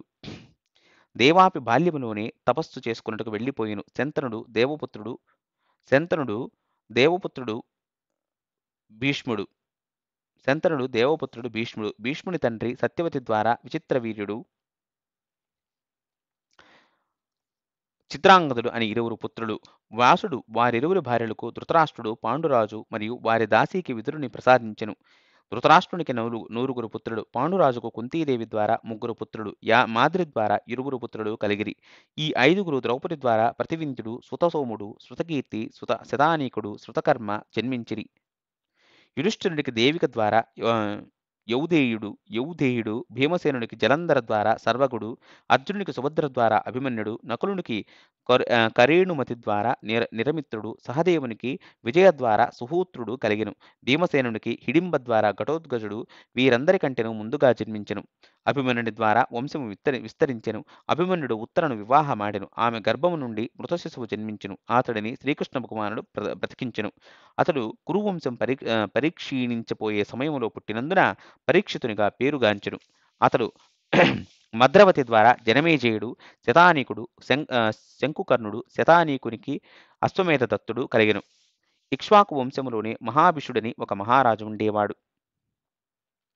అతడు 1000 అశ్వమేధ యాగాల నిర్వహణతో దేవతలకు ప్రీతి కలిగించి స్వర్గమును అధిరోహించెను. ఒకరోజు దేవతలు మరియు ఊర్ధ్వలోకాల్లోని ఋషులు బ్రహ్మదేవుని ఆరాధనకు సమావేశమైరి. ఆ సమయంలో గంగాదేవి కూడా తన నివాళులను అర్పించుటకు అక్కడకు వచ్చెను. ఏమైనను గంగాదేవి సభలోనికి ప్రవేశించినప్పుడు వాయువు వేగముగా వీచుటతో ఆమె పైట కొంగు కొంత తొలగెను. సభలోని వారందరూ మర్యాదననుసరించి తలలు దించుకొనిరి. కాని మహాభిషుడు గంగాదేవి అందమును మర్యాదగా మరచి నిస్సంకోచముగా చూడసాగెను. దానిని గమనించిన బ్రహ్మదేవుడు క్రోధముతో మహాభిషుడిని మరియు గంగాదేవిని భూమిపై జన్మింపవలసిందిగా శపించెను. మహాభిషునితో బ్రహ్మదేవుడు భూలోకములో వెంటనే జన్మించుము. నీవు ఏ గంగను చూచితవో ఆ గంగయే నీకు అప్రియము కలిగించును. నీవు ఆమెపై కోపగించినప్పుడు శాప విముక్తి కలిగి పూర్వస్థితిని అందుకుందువు అని తెలియజేసెను. మహాభిషుడు భూమిపై గల రాజులందరి గూర్చి జాగ్రత్తగా ఆలోచించి చివరకు ప్రతీప మహారాజు పుత్రునిగా జన్మించదలుచుకునెను. మరోవైపు సభాస్థలము నుండి బయటకు వస్తుండగా గంగాదేవికి చింతాగ్రస్తులైన అష్టవసువులు ఎదురుపడిరి. గంగాదేవి వారి విచారమునకు కారణమడుగుగా వశిష్ఠ మహర్షి మమ్మల్ని భూమిపై జన్మించవలసిందిగా శపించెను. ఓ గంగాదేవి, ఒక సాధారణ మానవ స్త్రీ గర్భము నుండి జన్మించవలనను ఆలోచన మాకు భయంకరముగా ఉంది. మీరు మానవ స్త్రీ రూపమును ధరించినచో మమ్ము దయచేసి నీ పుత్రులుగా జన్మించనీయము అని వేడుకొనిరి. భూమిపై జన్మించవలసినదిగా శపింపబడిన గంగాదేవి వారి అభ్యర్థనను అంగీకరిస్తూ ఎవరిని మీరు మీ తండ్రిగా ఎంచుకోదలచిరి అని అడిగెను. వసువులు సమాధానమిస్తూ ప్రతీపుని పుత్రుడు శంతనుడు తమకు తండ్రి కావాలని కోరిరి. శంతనుడు తాను కోరుకునిన మహాభిషుడేనని ఎరిగి గంగాదేవి తన అంగీకారమును తెలిపెను. వసువులు ఇంకను ఇట్లు ప్రార్థించిరి. గంగాదేవి, నీ గర్భము నుండి జన్మించగానే మమ్మల్ని నీవు నీ నీటిలో విడిచివేయము. దానితో మాకు దీర్ఘకాలము ఈ భూమిపై బాధలను అనుభవించనవసరము ఉండదు. గంగాదేవి బదులిస్తూ, మీ కోరిక ప్రకారము నేను మీలో 7గురిని నీటిలో ముంచివేసెదను. కాని నా దాంపత్య జీవితం పూర్తిగా వ్యర్థము కాకుండా ఉండుటకు నా పుత్రులలో ఒకరికి భూమిపై దీర్ఘకాలం జీవింపవలసి ఉండును అని పలికెను. అష్టవసువులు మాలో ప్రతి ఒక్కరము మా శక్తులలో 8వ భాగముతో ఒక పుత్రునికి ఈ భూలోకములో దీర్ఘకాలం జీవించుటకు అంగీకరిస్తుంటిమి.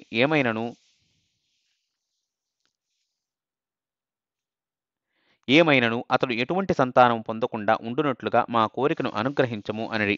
అందుకు గంగాదేవి అంగీకరించుటతో ఎవరి మార్గాన వారు వెళ్ళిపోయిరి. మరోవైపు ప్రతీప మహారాజు హరిద్వారము దగ్గర అనేక సంవత్సరాలుగా తపస్సు చేస్తుండెను. ఒకరోజు గంగాదేవి అందమైన స్త్రీ రూపంతో వచ్చి అతని కుడితోడపై కూర్చుండెను. ఆశ్చర్యముతో మహారాజు, సుందరి, ఏమి నీ ఉద్దేశము అని విచారించెను. గంగాదేవి, నేను నీ పత్ని అయ్యేందుకు వచ్చి తిని అనెను. మహారాజు, నాకు వివాహం కొరకు తపస్సును విడుచు ఉద్దేశము లేదు. అంతేకాకుండా ఒకరి కుడితోడ కూతురుకు లేక కోడలకు స్థానము, ఎడమతోడ భార్యకు స్థానము, కనుక నీవు నా భవిష్యత్తు పుత్రునికి భార్య కాగలవు అనెను. గంగాదేవి, నేను అందుకు సమ్మతిస్తుంటిని. కాని వివాహం పిమ్మట ఎన్నడూను నా భర్త నా మంచి చెడు చేష్టలకు సంబంధించి న్యాయ నిర్ణయం చేయరాదు అనెను. అందుకు ప్రతీప మహారాజు సమ్మతించగానే గంగాదేవి అక్కడి నుండి అదృశ్యమయ్యెను. తరువాతి కాలంలో మహారాజు ఒక పుత్రుని పొందెను. అతడే మహాభిషుడు. తండ్రి తన తపోకార్యాలలో ఇంద్రియాలను నిగ్రహించు సమయంలో అతని జన్మ నిశ్చయమైనందున అతనికి శంతనుడు అనే పేరు కలిగెను. శంతనుడికి యవ్వనము సమీపింపగానే ప్రతీపుడు అతనికి గంగాదేవితో తన సమావేశాన్ని వివరిస్తూ, నీకు అందమైన స్వర్గకన్యతో వివాహం నిశ్చయింపబడినందున నీవెన్నడూను ఆవిడ మంచి చెడు చేష్టలకు అడ్డు పలకరాదు, లేనిచో ఆమె నిన్ను వెంటనే విడిచిపోవును అని పలికెను. ఒకరోజు శంతనుడు గంగా తీరమున వేటకు వెళ్ళెను. అక్కడ ఒక అతిలోక సుందరిని చూచి ముగ్ధుడైన మహారాజు ఆమె వాస్తవముగా ఎవరూ ఎరగకుండగానే, ఆమె ఆలోచనలు ఏమిటో విచారింపకుండగానే తనను పతిగా అంగీకరింపమని వేడుకొనెను. దానితో ఆమె కొన్ని నిబంధనలను విధించెను. నీవు నా చేష్టలను ఎన్నడూ అడ్డుకోరాదు. నీవు నన్ను అడ్డుకొనినను కఠినముగా పలికినను నేను వెంటనే నిన్ను విడిచి వెళ్ళిపోయేదనని తెలిపెను. నూతన దంపతులు తమ జీవితమును ఆనందముగా గడపసాగిరి. దానితో కాలము ఎట్లు గడిచిపోయినో కూడా గ్రహింపలేకుండిరి. వారి దాంపత్య జీవితముకు ఫలితముగా శంతన మహారాజుకు ఒకరి తర్వాత ఒకరుగా 7గురు పుత్రులు జన్మించిరి. ప్రతిసారి గంగాదేవి తన నవజాత శిశువును, నీకు ఇష్టమైన కార్యముని నేను చేస్తుంటిని నా చిట్టి తండ్రి అంటూ నదిలో విడిచిపెట్టేది.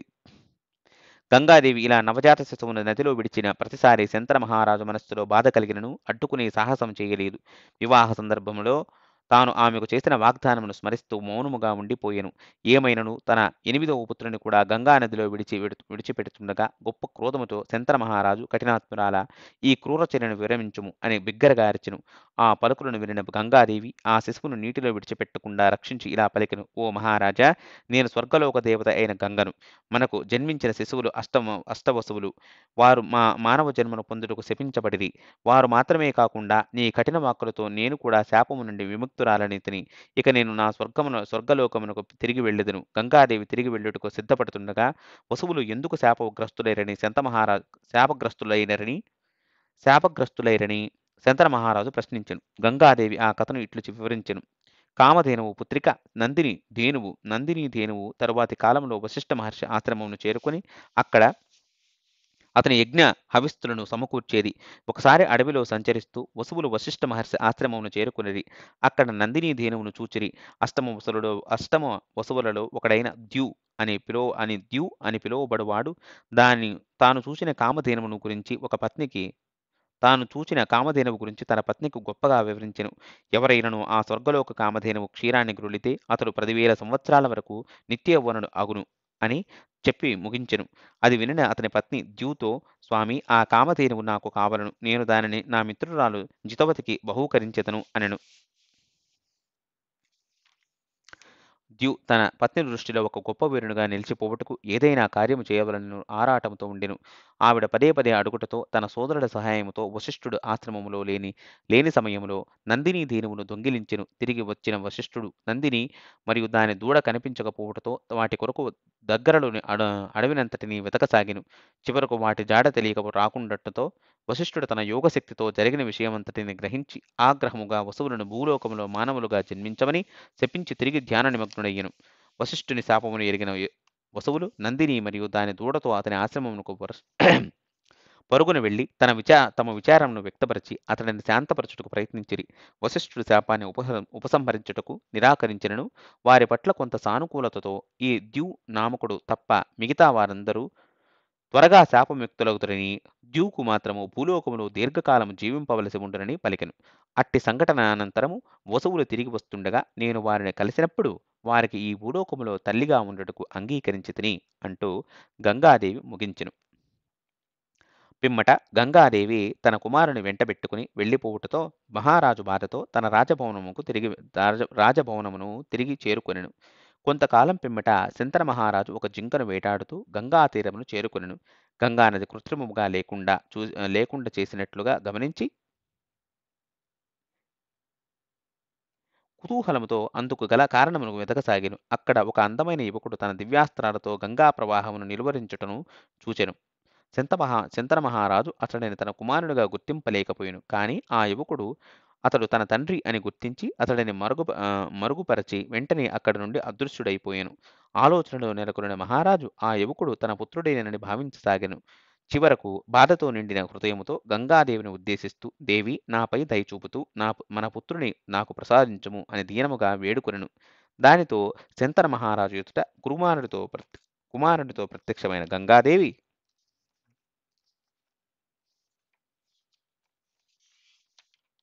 ఇట్లు పలికెను. దేవవ్రతునిగా పిలువబడు ఇతడు మన అష్టమ సంతానము. ఇతడు అన్ని దివ్యాస్త్రాల ప్రయోగమును ఎరుగును. వేదశాస్త్రాలన్నింటినీ స్వావలంబన చేసెను. రాజధర్మాలన్నింటినీ క్షుణ్ణముగా ఎరుగును. ఇప్పుడు మీరు మీ పుత్రుని బాధ్యతలను చేపట్టి జాగ్రత్తగా కాపాడుకునుము. భవిష్యత్తులో ఇతడు అనేక అద్భుత కార్యాలను చేయును అని తెలిపెను. మహారాజు శంతనుడు రాజధానికి తిరిగి వచ్చి దేవవ్రతుడు తన వారసునిగా దేశునిగా చేసెను.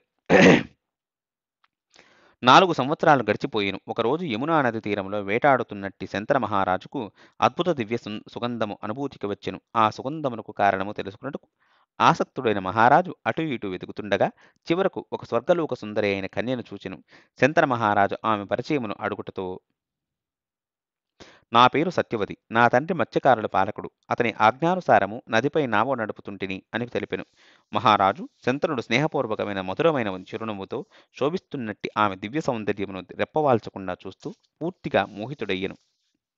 దానితో ఆమెను వివాహమాడు వాంఛతో ఆమె తండ్రి అనుమతిని కోరెను. అందుకు సత్యవతి తండ్రి తన కూతురును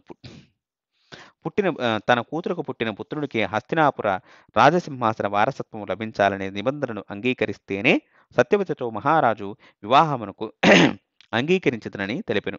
శంతన మహారాజు సత్యవతి పట్ల మోహితుడైనప్పటికీ తన కుమారుడు దేవవ్రతుని పట్ల వాత్సల్యము చేత సత్యవతి తండ్రి విధించిన నిబంధనను ఆమోదింపలేకపోయెను. నిరాశతో బరువెక్కిన హృదయముతో మహారాజు రాజధానిని తిరిగి చేరుకొనెను.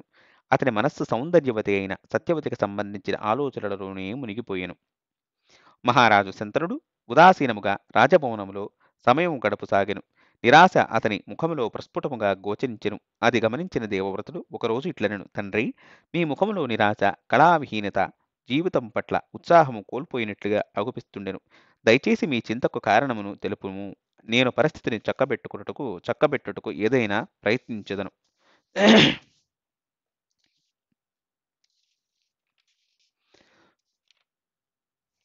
శంతన మహారాజు, పుత్రా దేవవ్రత, నా చింతకు కారణము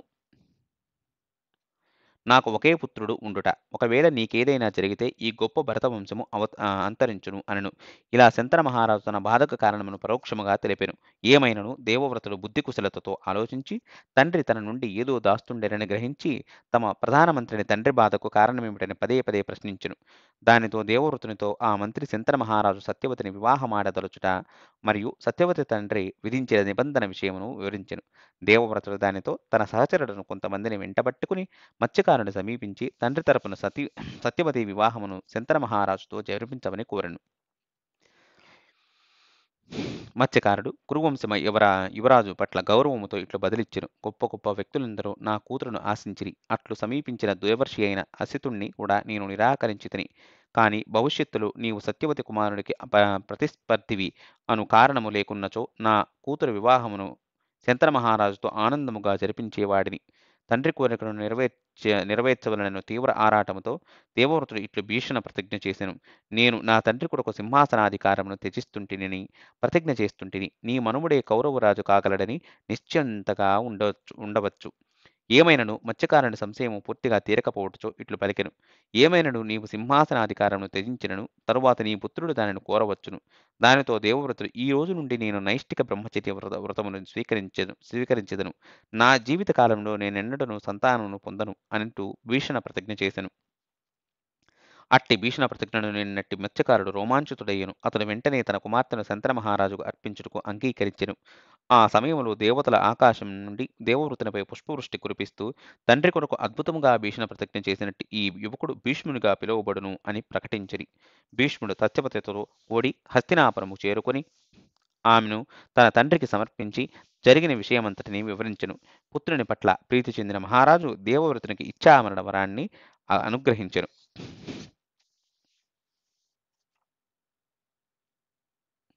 శంతన మహారాజు సత్యవతిని వివాహమాడెను. కాలక్రమమున వారికి మొదట చిత్రాంగదుడు, తర్వాత విచిత్రవీరుడు అని ఇరువురు కుమారుడు జన్మించితిరి.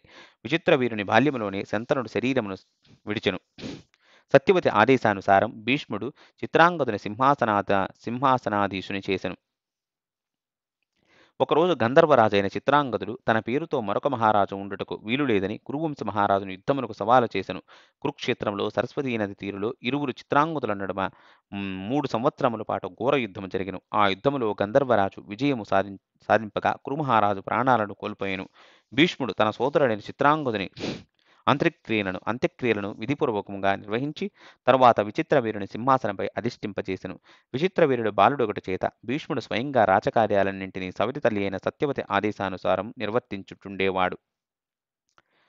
విచిత్రవీరుడు యుక్తవయస్కుడొకటితో భీష్ముడు అతనికి వివాహం చేయదలచెను. కాశీరాజు 3 అందమైన కుమార్తెలు ఒకే స్వయంవరంలో పాల్గొనబోతుండెనని ఎరిగిన భీష్ముడు సత్యవతి అనుమతితో అక్కడకు చేరుకునెను. స్వయంవరంలో పాల్గొనిన మహారాజులు యువరాజుల పేర్లను ప్రకటించినప్పుడు ఒక్కసారిగా భీష్ముడు ఆ 3 కాశీరాజు కుమార్తెలను బలవంతముగా తన రథములో కూర్చుండబెట్టుకుని అక్కడ ఉపస్థితులైన రాజన్యులతో ఇట్లనెను, మీలో ఎవరైనను నేను ఈ కన్యలను అపహరింపకుండా నిలువరింపగలమని భావించినతో వెంటనే అట్లు చేయవలసినదిగా సవాలు విసురుతుంటిని.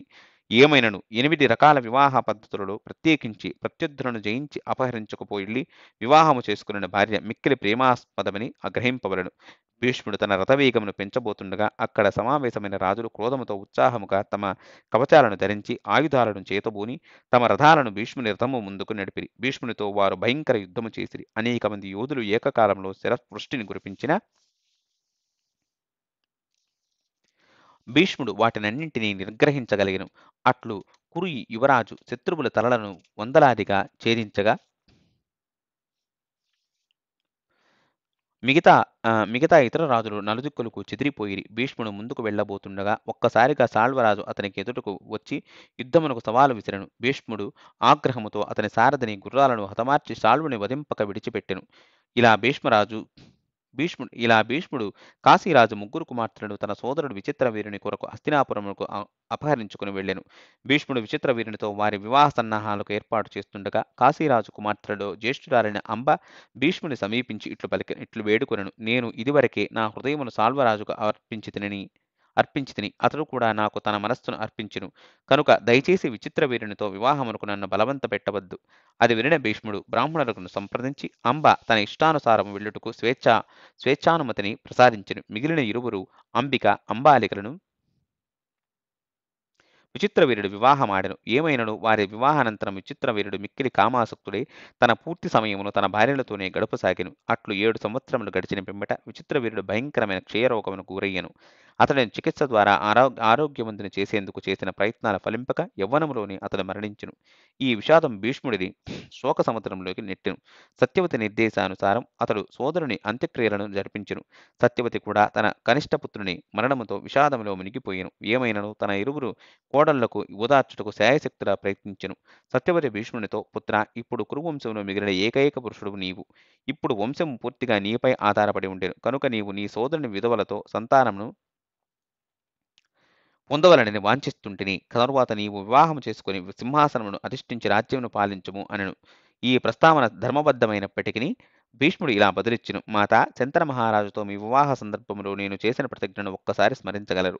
భూమి తన గంధమును త్యజించినా, సూర్యుడి ప్రకాశమును త్యజించినా నేనెన్నటికీ సత్యాన్ని త్యజించను. దానితో సత్యవతి ఇది అత్యవసర పరిస్థితి కనుక నీవు మన వంశము కొనసాగునట్లుగా చేయవలను అని వాదించెను. తరువాత భీష్ముడు తన బ్రహ్మచర్య వ్రతముకు భంగము కలగకుండా తమ వంశం కొనసాగుటకు ఇతర మార్గాల గురించి తీవ్రముగా యోచించెను. పిమ్మట ఒక నిర్ణయమునకు వచ్చిన అతడు తన వాదనకు బలము చేకూర్చుటకు గతములో ఇటువంటి అత్యవసర సందర్భములలో జరిగిన కొన్ని పురాతన చరిత్రలను తన తల్లికి వివరించెను. మొదట భీష్ముడు పరశురాముడు క్షత్రియులపై 21 సార్లు దండెత్తి వారిని సంహరించినప్పుడు వంశమును కొనసాగించుట కొరకు ఆ క్షత్రియుల భార్యలు బ్రాహ్మణుల సంపర్కముతో సంతానమును పొందిన విషయమును ఉదహరించెను. మరొక ఉదాహరణను కూడా భీష్ముడు తన తల్లికి తెలిపెను. పూర్వం ఉతత్యుడు అనబడే ఋషి తన భార్య మమత పట్ల గొప్ప అనురాగమును కలిగి ఉండేవాడు. ఉతత్యుని కనిష్ట సోదరుడైన బృహస్పతి మమతను భోగింపవలనని బలమైన కోరికతో ఆమెను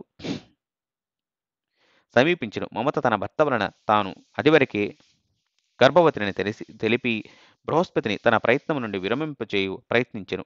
అయినను కామముతో బలవంతముగా మమతను భోగింపసాగెను. ఆ స్థితిలో మమత గర్భములోని శిశువు బృహస్పతితో, దయచేసి ఈ పాపపు చర్యను విడువుము. ఈ గర్భములో 2 పిండాలను సరిపడు స్థలము లేదు. నేను మొదట ఈ గర్భములో ప్రవేశించుట చేత నీవు నా తల్లిని తిరిగి గర్భవతిని చేయరాదు అని ప్రార్థించెను. బృహస్పతి గర్భస్థ శిశువు ప్రార్థనను కూడా పట్టించుకొనక తన వాంఛను నెరవేర్చుకొను. ఏదో విధముగా గర్భస్థ శిశువు బృహస్పతి వీర్యమును నిష్ప్రయోజనము చేయగలిను. దానితో బృహస్పతి ఆ గర్భస్థ శిశువును అంధునిగా జన్మించవని శపించెను. అలా మమతకు జన్మించిన శిశువు దీర్ఘతామసునిగా అంధకారముతో వృద్ధి చెందినవాడు అనగా అలా మమతకు జన్మించిన శిశువు దీర్ఘతామసునిగా అనగా అంధకారములతో వృద్ధి చెందినవాడు ఆ నామాన్ని పొందెను. అంధత్వముతో జన్మించిన దీర్ఘతామసుడు గొప్ప పండితుడయ్యను. ప్రద్వేషి అను ఒక అందమైన బ్రాహ్మణ యువతిని వివాహము చేసుకునెను. అతనికి నిష్ప్రయోజకులు బులోబులైన పుత్రులు కలిగిరి. దీర్ఘతామసుడు వృద్ధుడైన పిమ్మట అతని భార్య అతడిని నిర్లక్ష్యపరచసాగెను. దానితో అతడు జీవితం దుర్భరమయ్యను. అసౌకర్యములకు గురైన దీర్ఘతామసుడు తన భార్య వైఖరిని ప్రశ్నించెను. అందుకు ఆమె, నీవు వృద్ధుడవు మరియు అంధుడొకడు చేత నన్ను నీవు రక్షింప సమర్థుడవు. రక్షింప సమర్థుడవు కావు కనుక నేను పూర్వముకు వలె అంకితురాలినై నిన్ను సేవించలేను అని బదులిచ్చెను. అవమానకరమైన ఈ పలుకులను వినిన దీర్ఘతామసుడు ఆగ్రహముతో ఇక నుండి స్త్రీలు ఒక్క భర్తకు మాత్రమే అతడు జీవించి ఉన్నను లేక విగత జీవుడైనను కట్టుబడి ఉందురుగాక మరొక పురుషునితో సంబంధమును ఏర్పరచుకున్న స్త్రీ పతితగా భావించబడుగాక అని నైతిక ఆదేశమును స్థాపించును. అతని పలుకులను వినిన ప్రద్వేషి ఆగ్రహముతో భర్తను నదిలోకి విసిరివేయమని తన కుమారుని ఆజ్ఞాపించును. దుష్టపుత్రుడు తమ తల్లి ఆజ్ఞానుసారం ఒక తెప్పకు దీర్ఘతామసుని బంధించి గంగానదిలో విడిచివేసిరి. అలా అతడు ప్రవాహంలో కొట్టుకుపోతూ అనేక ప్రాంతాలను దాటెను. ఒకరోజు గంగా తీరంలో తన నిత్య విధులను నిర్వర్తిస్తున్నట్టి వాలి నామధేయుడైన మహారాజు ఆ తెప్పను చూచెను. వృద్ధుడైన దీర్ఘతామసుని రక్షించి అతని ఉన్నత వంశమును ప్రస్తుత పరిస్థితిని ఎరిగి తన ద్వారా తన భార్యకు సంతానము కలుగునందున తన భార్యను అనుగ్రహించి సంతానమును ప్రసాదింపవలసినదిగా దీర్ఘతామసుని ప్రార్థించెను. అందుకు దీర్ఘతామసుడు అంగీకరించెను. వాలి ఆ రాత్రి తన రాణిని దీర్ఘతామసుని వద్దకు పంపెను. రాణి సుదేష్ణ దీర్ఘతామసుని వృద్ధాప్యమును చూసి అతనిని అంగీకరింపలేకపోయెను. దానితో అతని వద్దకు తన శూద్రదాసిని పంపెను. ఆమెకు 11 మంది పుత్రులు కలిగిరి. పిమ్మట రాణి తప్పిదమును ఎరిగిన రాజు తిరిగి మరొకసారి దీర్ఘతామసుని వద్దకు సుదేష్ణను పంపెను. ఈసారి ఋషి కేవలం రాణిని స్పృశించి 5 పుత్రులను ప్రసాదించెను. ఇలా పై 2 ఉదాహరణలతో భీష్ముడు తల్లి సత్యవతికి క్షత్రియ మహిళలు బ్రాహ్మణులను ఆహ్వానించి సంతానమును పొంది వంశమును కొనసాగించిన విధానమును తెలుపుతూ మాత మనము విచిత్ర వీరుని ఇరువురి విధవులకు సంతానమును అనుగ్రహించుటకు బ్రాహ్మణులను ఆహ్వానించవలను అని సూచించెను. అది వినిన సత్యవతి తన గతమును స్మరించెను. భీష్ముని సూచనను ఆమోదిస్తూ నేను గతములో ఒక గొప్ప ఋషి ద్వారా అద్భుతమైన పుత్రుని పొందితిని. ఈ రహస్యాన్ని నేనింతవరకు జాగ్రత్తగా కాపాడుతూ వచ్చితిని. కానీ ఇప్పుడు నీకు వాస్తవమును తెలుపుతుంటిని. శంతన మహారాజుతో నా వివాహమునకు పూర్వం ఒకప్పుడు పరాశర మహర్షి నా సౌందర్యమునకు ఆకర్షితుడయ్యను. మా కలయికకు ఫలితముగా వ్యాసుడు జన్మించెను. జన్మించిన వ్యాసుడు వెంటనే అరణ్యమునకు వెళుతూ మాత అరణ్యాలకు వెళ్ళుటకు నన్ను అనుమతించగలవు. నా అవసరం ఏర్పడినప్పుడు నేను నీ వద్దకు వచ్చేదనని హామీగా పలికెను. ఇది నా హామీ అని పలికెను. కనుక భీష్మ వ్యాసుని రప్పించి విచిత్ర వీరుని విధవులకు సంతానమును అనుగ్రహింపచేసేదనగా భీష్ముడు తల్లి ఆలోచనను ఆమోదించెను.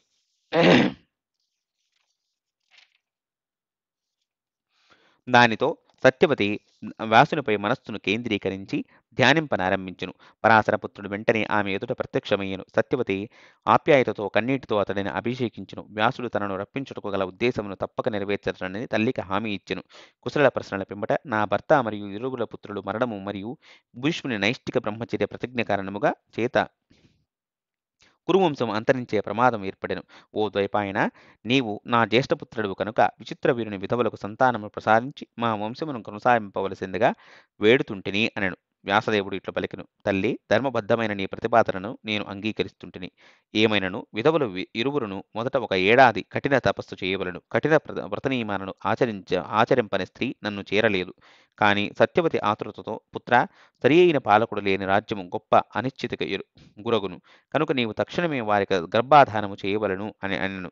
చివరకు వ్యాసదేవుడు ఆ స్త్రీలు నా మలిన దేహమును వస్త్రాలను దుర్గంధమును నా భయంకర రూపమును భరింప సమర్థులైనచో దానినే వారి తపస్సుగా పరిగణించుదను.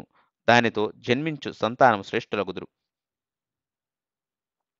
అట్లు తెలిపిన వ్యాసదేవుడు అక్కడి నుండి అదృశ్యుడయ్యను. సత్యవతి అంబికకు తమ ప్రతిపాదనను తెలియజేసెను. తరువాత అంబిక ఋతుస్నాత అయి ఉన్నప్పుడు సత్యవతి ఆమెతో ఇట్లు పలికెను. నీ విగత భర్త యొక్క జ్యేష్ఠ సోదరుడు నీకు గర్భధానము చేసేందుకు ఈ రాత్రి నీ వద్దకు వచ్చును. అతని కొరకు వేచి ఉండుము అని పలికెను. దానితో అంబిక తన శయ్యాగారంలో ఎదురు చూస్తుండగా హఠాత్తుగా వ్యాసదేవుడు ఆమె గదిలోకి ప్రవేశించెను. ఆమె అతని మాసిన జుట్టు, గడ్డము మరియు నిప్పు కణికల వంటి కన్నులను చూచి భయపడి కళ్ళు మూసుకొనెను. ఆమె ఒక్కసారి కూడా కళ్ళు తెరచి తన భాగస్వామిని చూడలేదు. తరువాత వ్యాసదేవుడు తన కొరకు ఆరాటముతో బయట ఎదురు చూస్తున్నట్టు తన తల్లి సత్యవతిని చూచెను. వ్యాసుడు ఆమెతో అంబికకు నేను ప్రసాదించిన పుత్రుడు 10,000 ఏనుగుల శక్తికి సమానమైన బలముతో గొప్ప జ్ఞాని విద్యావంతుడగును. అతనికి 100 పుత్రులు కలుగును. ఏమైనను అతని తల్లి తప్పిదముకు ఇంతటి అద్భుతమైన పుత్రుడు అంధుడుగా జన్మించును అని వివరించెను. సత్యవతి దుఃఖముతో అంధుడు రాజు కాలేడు. ఓ మహర్షి, నీవు మరొక పుత్రుని ప్రసాదించము, లేనిచో మన ఉద్దేశం నెరవేరదు అని వేడుకొనెను. వ్యాసుడు అందుకు అంగీకరించి అక్కడి నుండి వెళ్ళిపోయెను. కాలాంతరములో అంబిక తన అంతుడైన శిశువును ప్రసవించెను. దానితో సత్యవతి అంబాలికను సమీపించి, మరణించిన నీ భర్త జ్యేష్ఠ సోదరునితో పుత్రుని పొందమనెను. అంబాలిక ఋతుస్నాతై ఎదురు చూస్తుండగా హఠాత్తుగా వ్యాసుడు మలిన రూపముతో ఆమె శయ్యాకారంలోకి ప్రవేశింపగానే అతడిని చూచిన అంబాలిక ముఖము భయముతో పాలిపోయెను. వ్యాసుడు గతములోకి వలె సత్యవతి తన కొరకు ఆరాటంతో బయట వేచి ఉండుటను గమనించెను. వ్యాసదేవుడు ఇలా వివరించెను. అంబాలిక తప్పిదము కారణమున నేను ప్రసాదించిన పుత్రుడు మిక్కిలి పాలిపోయిన వర్ణముతో జన్మించి పాండుగా పిలువబడును. వ్యాసదేవుడు తెలిపిన విషయముతో అసంతృప్తి చెందిన సత్యవతి అతడిని మరొక పుత్రుడిని ప్రసాదింపవలసిందిగా వేడుకొనెను. గతములోకి వలె వ్యాసుడు అందుకు అంగీకరించి వెళ్ళిపోయెను. కాలక్రమంలో అంబాలిక సమస్త శుభ లక్షణాలతో పాలిపోయిన వర్ణముతో గల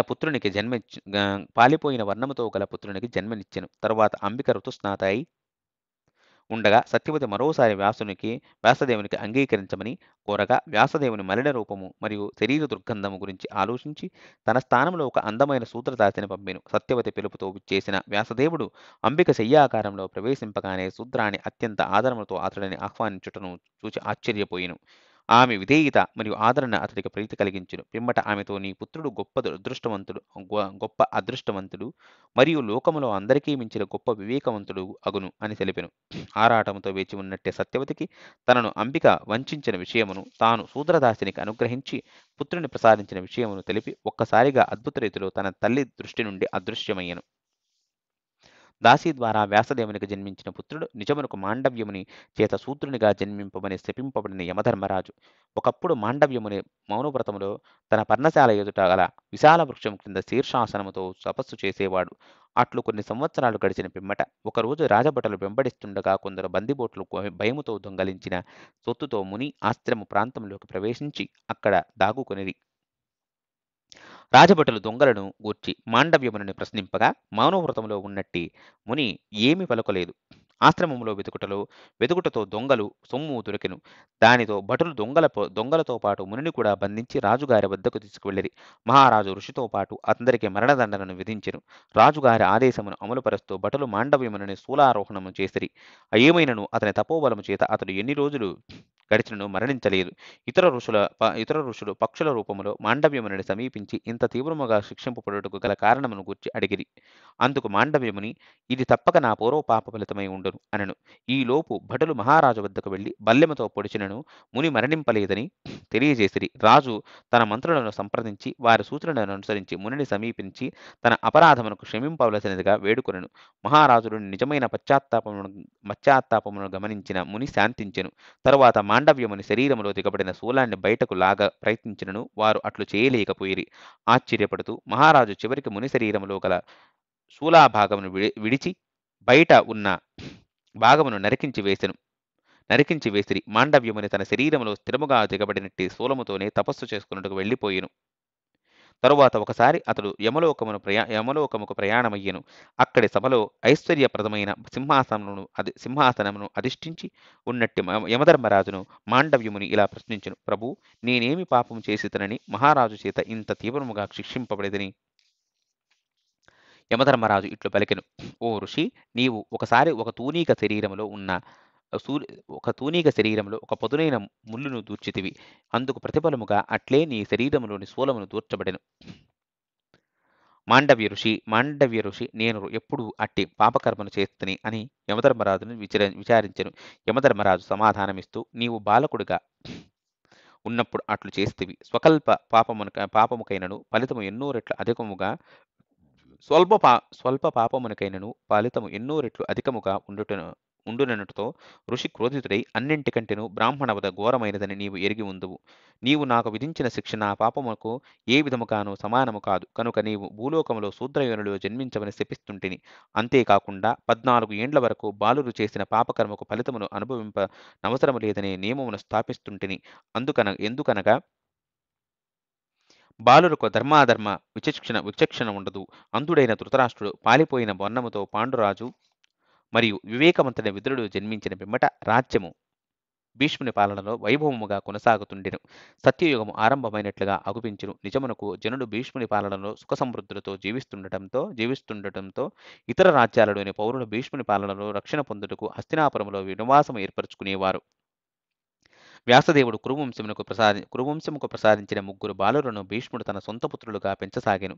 అతడు ప్రత్యేకమైన వ్యక్తిగత శ్రద్ధతో జాగ్రత్తగా పెంచుటతో వారు అన్ని రంగాలలో నిష్ణాతులై చక్కటి నైతిక విలువలను పెంపొందించిన వారైరి. పాండు అస్త్ర విద్యలో నైపుణ్యమును సాధింపగా ధృతరాష్ట్రుడు దేహబలముకు ప్రఖ్యాతుడయ్యెను. విదురుడు ధర్మము మరియు జ్ఞాన విషయములో గొప్ప నిష్ణాతుడయ్యెను. బాలురు ముగ్గురు ఎదిగిరి. ధృతరాష్ట్రుడు అంధుడైనందున విదురుడు శూద్రానికి జన్మించినందున పాండును మహారాజుగా నియమించుట జరిగెను. ఒకరోజు భీష్ముడు విదురునితో ముగ్గురు కన్యల పేర్లను ప్రస్తావిస్తూ వారు కురువంశమునకు తగిన కన్యలని తాను భావిస్తున్నట్లుగా తెలిపెను. విదురుడు భీష్ముడేది నిర్ణయించినను అది తమకు అంగీకారమనెను. దానితో భీష్ముడు గాంధార రాజైన సుబలుని వద్దకు రాయబారిని పంపి అతని కుమార్తె వివాహమును ధృతరాష్ట్రునితో జరిపించవలసినదిగా కోరెను. రాకుమారి గాంధారి శివుని నుండి 100 పుత్రులు కలుగునట్లుగా వరాన్ని పొంది ఉండుటయే కాకుండా గొప్ప సౌశీల్యవతి. అట్టి తన కుమార్తెను ఒక అంధునికి ఇచ్చి వివాహము జరిపించుటకు మొట్టమొదట మహారాజు కొంత సంకోచించినను కురువంశ ప్రతిష్ఠ ఔన్నత్యమును పరిగణించి చివరకు అందుకు అంగీకరించెను. తన వివాహము అంధునితో జరగబోతున్నదని ఎరిగిన గాంధారి తన భావి భర్తను అనుసరించుట కొరకు స్వచ్ఛందముగా వస్త్రముతో తన కళ్లకు గంతలు కట్టుకునెను. సుబలుని కుమారుడు శకుని తన సోదరి గాంధారిని హస్తినాపురమునకు తీసుకువెళ్లగా భీష్ముని నిర్దేశానుసారము ధృతరాష్ట్రునితో గాంధారి వివాహము ఎంతో ఘనముగా జరిపింపబడెను. వివాహము జరిగిన పిమ్మట శకుని తిరిగి వెళ్లిపోయెను. గాంధారి తన మృదు స్వభావము చక్కటి నడవడికతో స్వల్పకాలంలోనే పెద్దలందరికీ ప్రీతి కలిగించెను. వసుదేవుని తండ్రి అయిన సూరసేన మహారాజుకు పృథ అనబడే ఒక కుమార్తె కలదు. ఆమె అసమాన సౌందర్యవతి. సూరసేనుని మేనత్త కుమారుడు కుంతిభోజునికి సంతానము లేనందున స్నేహపూర్వకముగా అతనికి తన కూతురు పృథను దత్తత ఇచ్చెను. కుంతిభోజుని చేత పెంచబడి కుంతి అనే నామముతో పిలువబడేది. ఆమె కన్యగా దూర్వాసముని గొప్ప భక్తి శ్రద్ధలతో వినయముగా సేవలందించి అతడికి ప్రీతి కలిగించెను. సంతాన విషయంలో ఆమెకు కలిగే ఇబ్బందులను గమనించిన దూర్వాసుడు దేవతలలో ఎవరినైనా ఆహ్వానించగల మంత్రశక్తిని ఆమెకు వరముగా ప్రసాదించెను. ఆమె అద్భుత సౌందర్యవతియే కాకుండా సమస్త సద్గుణ రాశి. అనేక మంది రాజులు ఆమెను ఆశించిరి.